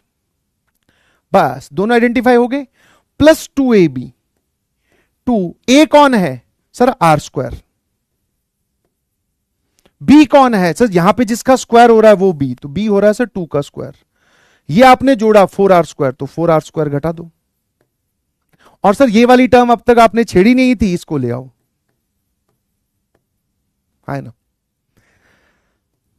ध्यान से देखो प्लीज, ये क्या लिखा हुआ है सर, ये लिखा हुआ है आर स्क्वायर प्लस 2 का whole square minus 4r² plus 3r², तो दिस इज माइनस आर का स्क्वायर। अगेन ए स्क्वायर माइनस बी स्क्वायर, ए प्लस बी इंटू ए माइनस बी। हो गया। तीसरे वाला बता, कर तो सही। हाँ, कुछ लोग बोले सर फैक्टराइजेशन, आप तो टी मॉड सिखा रहे थे, अचानक से इतना हल्का कैसे कर दिया प्रोग्राम। मैंने कहा ये तुझे फैक्टराइजेशन आ गई, खेल खत्म खत्म। देख इधर सर, आर स्क्वायर का स्क्वायर पावर 4 वाली टर्म, और ये भाई साहब किसके स्क्वायर होते हैं, 3 के स्क्वायर। तो ए स्क्वायर और बी स्क्वायर पता चल गया, ए कौन है आर स्क्वायर, बी कौन है 3, है ना। इन सभी में आप ए को फिक्स कर सकते हो, that is always a square r square. तो 2 ए स्क्वायर बी, और इसी को ही घटाओ तो ये कितना है 6r²। और सर इसको अब तक आपने प्रोग्राम में पार्टिसिपेट नहीं करवाया, ठीक है। तो ये जोड़ा, ये घटाया, और ये एज इट इज। ध्यान से देखिए किसका परफेक्ट स्क्वायर लिखा हुआ है सर, ये r² प्लस 3 का होल स्क्वायर, और इन दोनों का डिफरेंस आ जाएगा माइनस 4r², और माइनस 4r² को आप माइनस 2r का होल स्क्वायर लिख सकते हो। फर्दर फैक्टराइज करोगे, this is a plus b into a minus b, ठीक है, हाँ है ना। यहां तक फैक्टराइजेशन क्लियर है। अब ऐसा करने से पता है फायदा क्या होता है, फायदा ये होता है कि अगर ये एफ आर है, चलो इसको देख लेते हैं, ये अगर एफ आर है तो ये एफ आर प्लस 1 है। अगर ये एफ आर है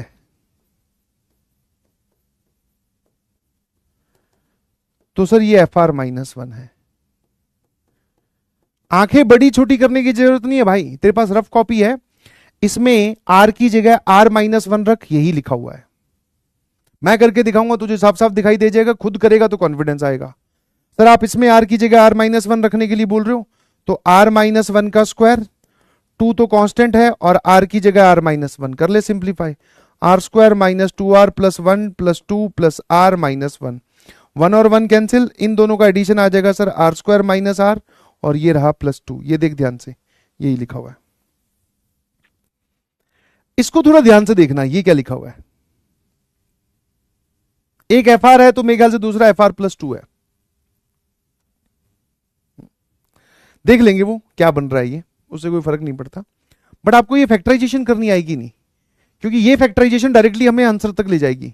और जितनी मैंने आपसे फैक्टराइजेशन करवाई है, इनसे आप एक एक सवाल का जवाब लिख चुके हो, ठीक है। बस 2 और बची हैं, ये और देख लेते हैं। अब कुछ लोग बोलेंगे सर हमें तो आर की पावर 4 बताया था, तो मैंने कहा इसमें से 4 कॉमन ले ले यार, जब बताया था तो इतने नाटक काहे कर रहा है। तो ये ले आर की पावर 4, यहां कितना आ जाएगा सर 2r², और यहां कितना आ जाएगा 9/4। ये ले, अब क्या बताया था कि सर एक तो हमें आर की पावर 4 पकड़ना है, दैट इज वो r² का स्क्वायर, और दूसरा हमें कांस्टेंट टर्म उठा के लाना है, दैट इज 3/2 का स्क्वायर। ये a दैट इज r², ये b दैट इज 3/2, तो प्लस 2a b वाली टर्म जोड़ दी, जो कि ये 3r² है, और 3r² ही घटा दिया, और एक इंसान जिससे अब तक हमने हालचाल नहीं पूछा था उसको वापस ले आए, ठीक है, क्योंकि ये और ये ध्यान से देखना, ये 3r² है। अब आपको दिखाई दिया this is a perfect square. हाँ सर, r² प्लस 3/2 का होल स्क्वायर, और इन दोनों का एडिशन आएगा सर माइनस r², और ये लिखा हुआ है सर 4। अब सर ये पूरा का पूरा फैक्टराइज हो गया, r plus r into r² plus 3/2 minus r। अगर एक एफ आर है इनमें से तो दूसरा एफ आर प्लस 1 या एफ आर माइनस 1 है। लास्ट वाले में सर इसमें क्या नई चीज है, मैंने कहा कोई नई चीज नहीं है भाई, कोई नई चीज नहीं है। पावर 4 और कांस्टेंट तुझे चाहिए, और वो उसने खुद रख के दिए हैं। इस पूरी फैक्टराइजेशन में वी ओनली नीड पावर 4 और कांस्टेंट, तो ये बीच में r² हो या ना हो हमें उससे कोई लेना देना नहीं है सर। तो मैंने कहा ठीक है, ये बता। अब इसमें बिना 4 कॉमन लिए भी खेल सकते हो, बट ज्यादा ही परेशानी हो रही है तो 4 कॉमन ले ले, ये ले r की पावर 4 प्लस 1/4। तो 4 इंटू सर ये वाली टर्म किसका स्क्वायर है, r स्क्वायर का, और ये वाली टर्म किसका स्क्वायर है सर, ये 1/2 का स्क्वायर है। अब क्या करें भाई, तो a और b दोनों दिख गया, तो 2ab ये जोड़ दिया और यही घटा दिया। ये पूरा सर परफेक्ट स्क्वायर बन गया, r स्क्वायर प्लस 1/2 का होल स्क्वायर। और सर ये और ये कैंसिल, बेसिकली ये माइनस r स्क्वायर। अब इसमें फिर से a square minus b square की फैक्टराइजेशन। ईमानदारी से बताइएगा कितने लोगों को ये फैक्टराइजेशन आ गई, कि हां सर ये फैक्टराइजेशन हमें आ गई है, ये फैक्टराइजेशन हमें आ गई है। जल्दी से बताओ, ये पूरी फैक्टराइजेशन सबको, क्योंकि इसमें ही सबसे खतरनाक है। हाँ निमोमडा मैं कर दूंगा, पहले जो पूछ रहा हूं वो बता, कि इस फैक्टराइजेशन में we are only needing 2 things, that is r की पावर 4 एंड कांस्टेंट टर्म्स। ठीक है, बस खेल खत्म। जैसे पहला सवाल है, एक मैं करके दिखा रहा हूं, बाकी आप खुद घर से करके लाएंगे। हाँ, अब जैसे ही आपको फैक्टराइजेशन करनी आ गई तो इनका डिफरेंस ऊपर बनाइए प्लीज। जैसे r की power 4 plus r square plus 1 के 2 फैक्टर्स हमें मिल गए, r square plus r plus 1, और दूसरा फैक्टर है r square minus r plus 1। तो अगर डिनोमिनेटर में 2 टर्म्स मल्टीप्लीकेशन में हो तो क्या मुझे उनका डिफरेंस ऊपर बनाने के लिए बोला है? हां सर। अब इन दोनों का डिफरेंस आ कितना रहा है, पहले ये बताओ, इन दोनों का डिफरेंस आ कितना रहा है? तो sir r square plus r plus 1 में से अगर हम r square minus r plus 1 घटाएं तो ये ध्यान से देखो, ये 2r आ रहा है। क्यों? क्योंकि r स्क्वायर और 1 तो कैंसिल ही हो जाएगा, और माइनस माइनस प्लस r और प्लस r तो 2r हो जाएगा। मैंने कहा ऊपर तो 2r नहीं है, तो बोले सर ऐसी कोई खतरनाक बात थोड़ी है, 2 से मल्टीप्लाई 2 से divide, your left hand side will become sigma r की वैल्यू 1 से लेकर इंफिनिटी, ये जो ऊपर 2r लिखा है इसको आप इस 2r को ऐसे डिफरेंस ऑफ डिनोमिनेटर के 2 फैक्टर्स लिख सकते हो।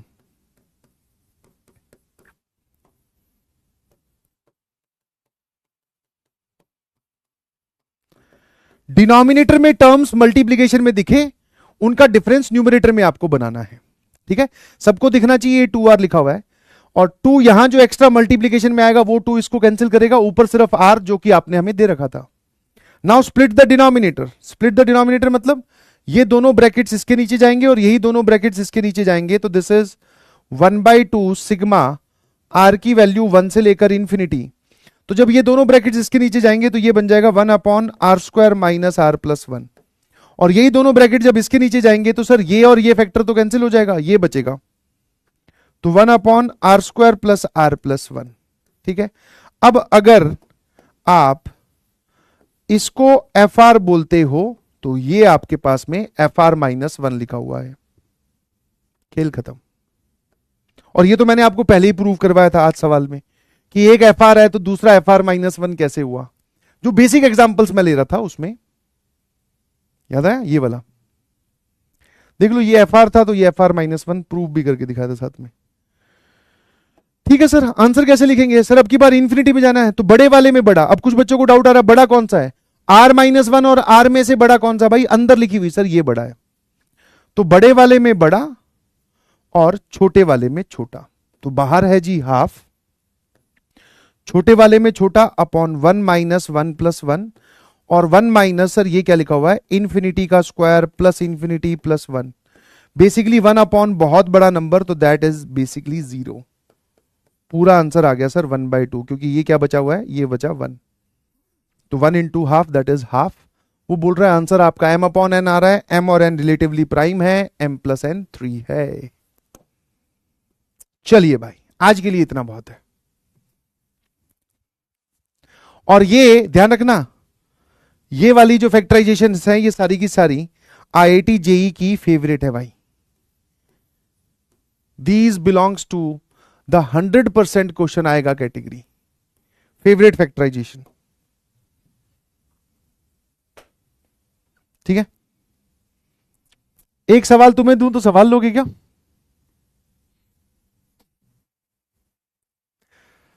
ऊपर जो लिखा हुआ है दिस इज नॉट 4.1, ध्यान रखना, ये लिखा हुआ है 4 into 1। यहां जो लिखा हुआ है this is not 4.2, this is 4 into 2, this is 4 into 3। General term लिखना है, फैक्टराइजेशन सिखा दिया डिनोमिनेटर की, उनका डिफरेंस ऊपर बनाना है। होमवर्क है, नहीं हो तो बिल्कुल मत घबराना, I am there for you. ठीक है, हाँ चलिए भाई, टेलीस्कोपिक मेथड ऑफ डिफरेंस के यार सवाल तो मैं बहुत सारे टाइप करवा लाया। कहां तक दे दिए थे मैंने? सिग्मा में 74 तक, 75 77 तक भी दे दिया, writing T N as this, है ना। एपी वाली टर्म्स डिनोमिनेटर में मल्टीप्लीकेशन में हो तो फर्स्ट और लास्ट का डिफरेंस, अब की बार दो ही हैं, इनका डिफरेंस डी आएगा, इनका डिफरेंस डी, तो न्यूमरेटर में डी बनाओ, split the denominator, we know. Sir दो टर्म्स अगर मल्टीप्लीकेशन में हो उनका डिफरेंस न्यूमरेटर में बनाओ, इनका डिफरेंस 4 आएगा, न्यूमरेटर में 3 है तो 4 से multiply divide. Sir general term लिख लो, यहां पर भी दो टर्म्स लिखी हुई हैं, डिनोमिनेटर में 3² - 1 इज नथिंग बट 3 - 1 into 3 + 1, तो बेसिकली सर ये 2 into 4 लिखा हुआ है। ये पहली टर्म है 2 into 4, ये कितनी है 4 into 6। मेरे ख्याल से आप जानते हैं क्या करना है। ये दो टर्म्स, और डिनोमिनेटर में टर्म्स मल्टीप्लीकेशन में हो, एपी में हो, एपी में हो 2 3 4 3 4 5 4 5 6, जेई मेंस में पूछा हुआ सवाल है भाई, करके आइएगा, नहीं करिएगा तो पछताइएगा, और क्या है यार। ये और देख लो टेलीस्कोपिक मेथड ऑफ डिफरेंस में 83 84 85, और कितने लोग इस बात से समझ गए कि ये दोनों क्वेश्चन सेम है एग्जैक्टली।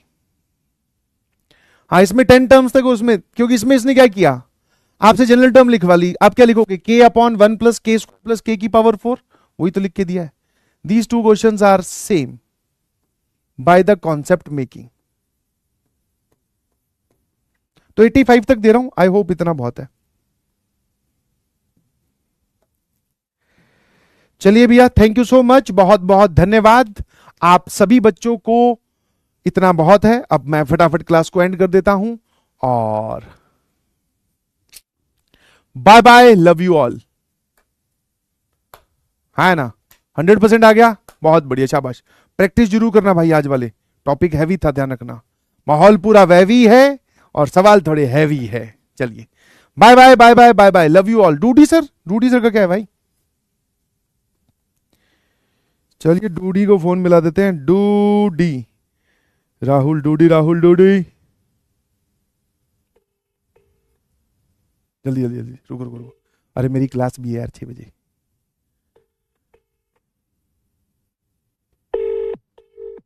अरे उठा ले, अरे मुझे नहीं रे बाबा फोन। हेलो, मैं बोला डूडी इंग्लिश में, हे मैं डूडी इंग्लिश में। हेलो, उठा नहीं रहे हैं, ठीक है कोई बात नहीं, मैं आपके जो बर्थडे हैं वो विशेष कन्वे कर दूंगा उन तक।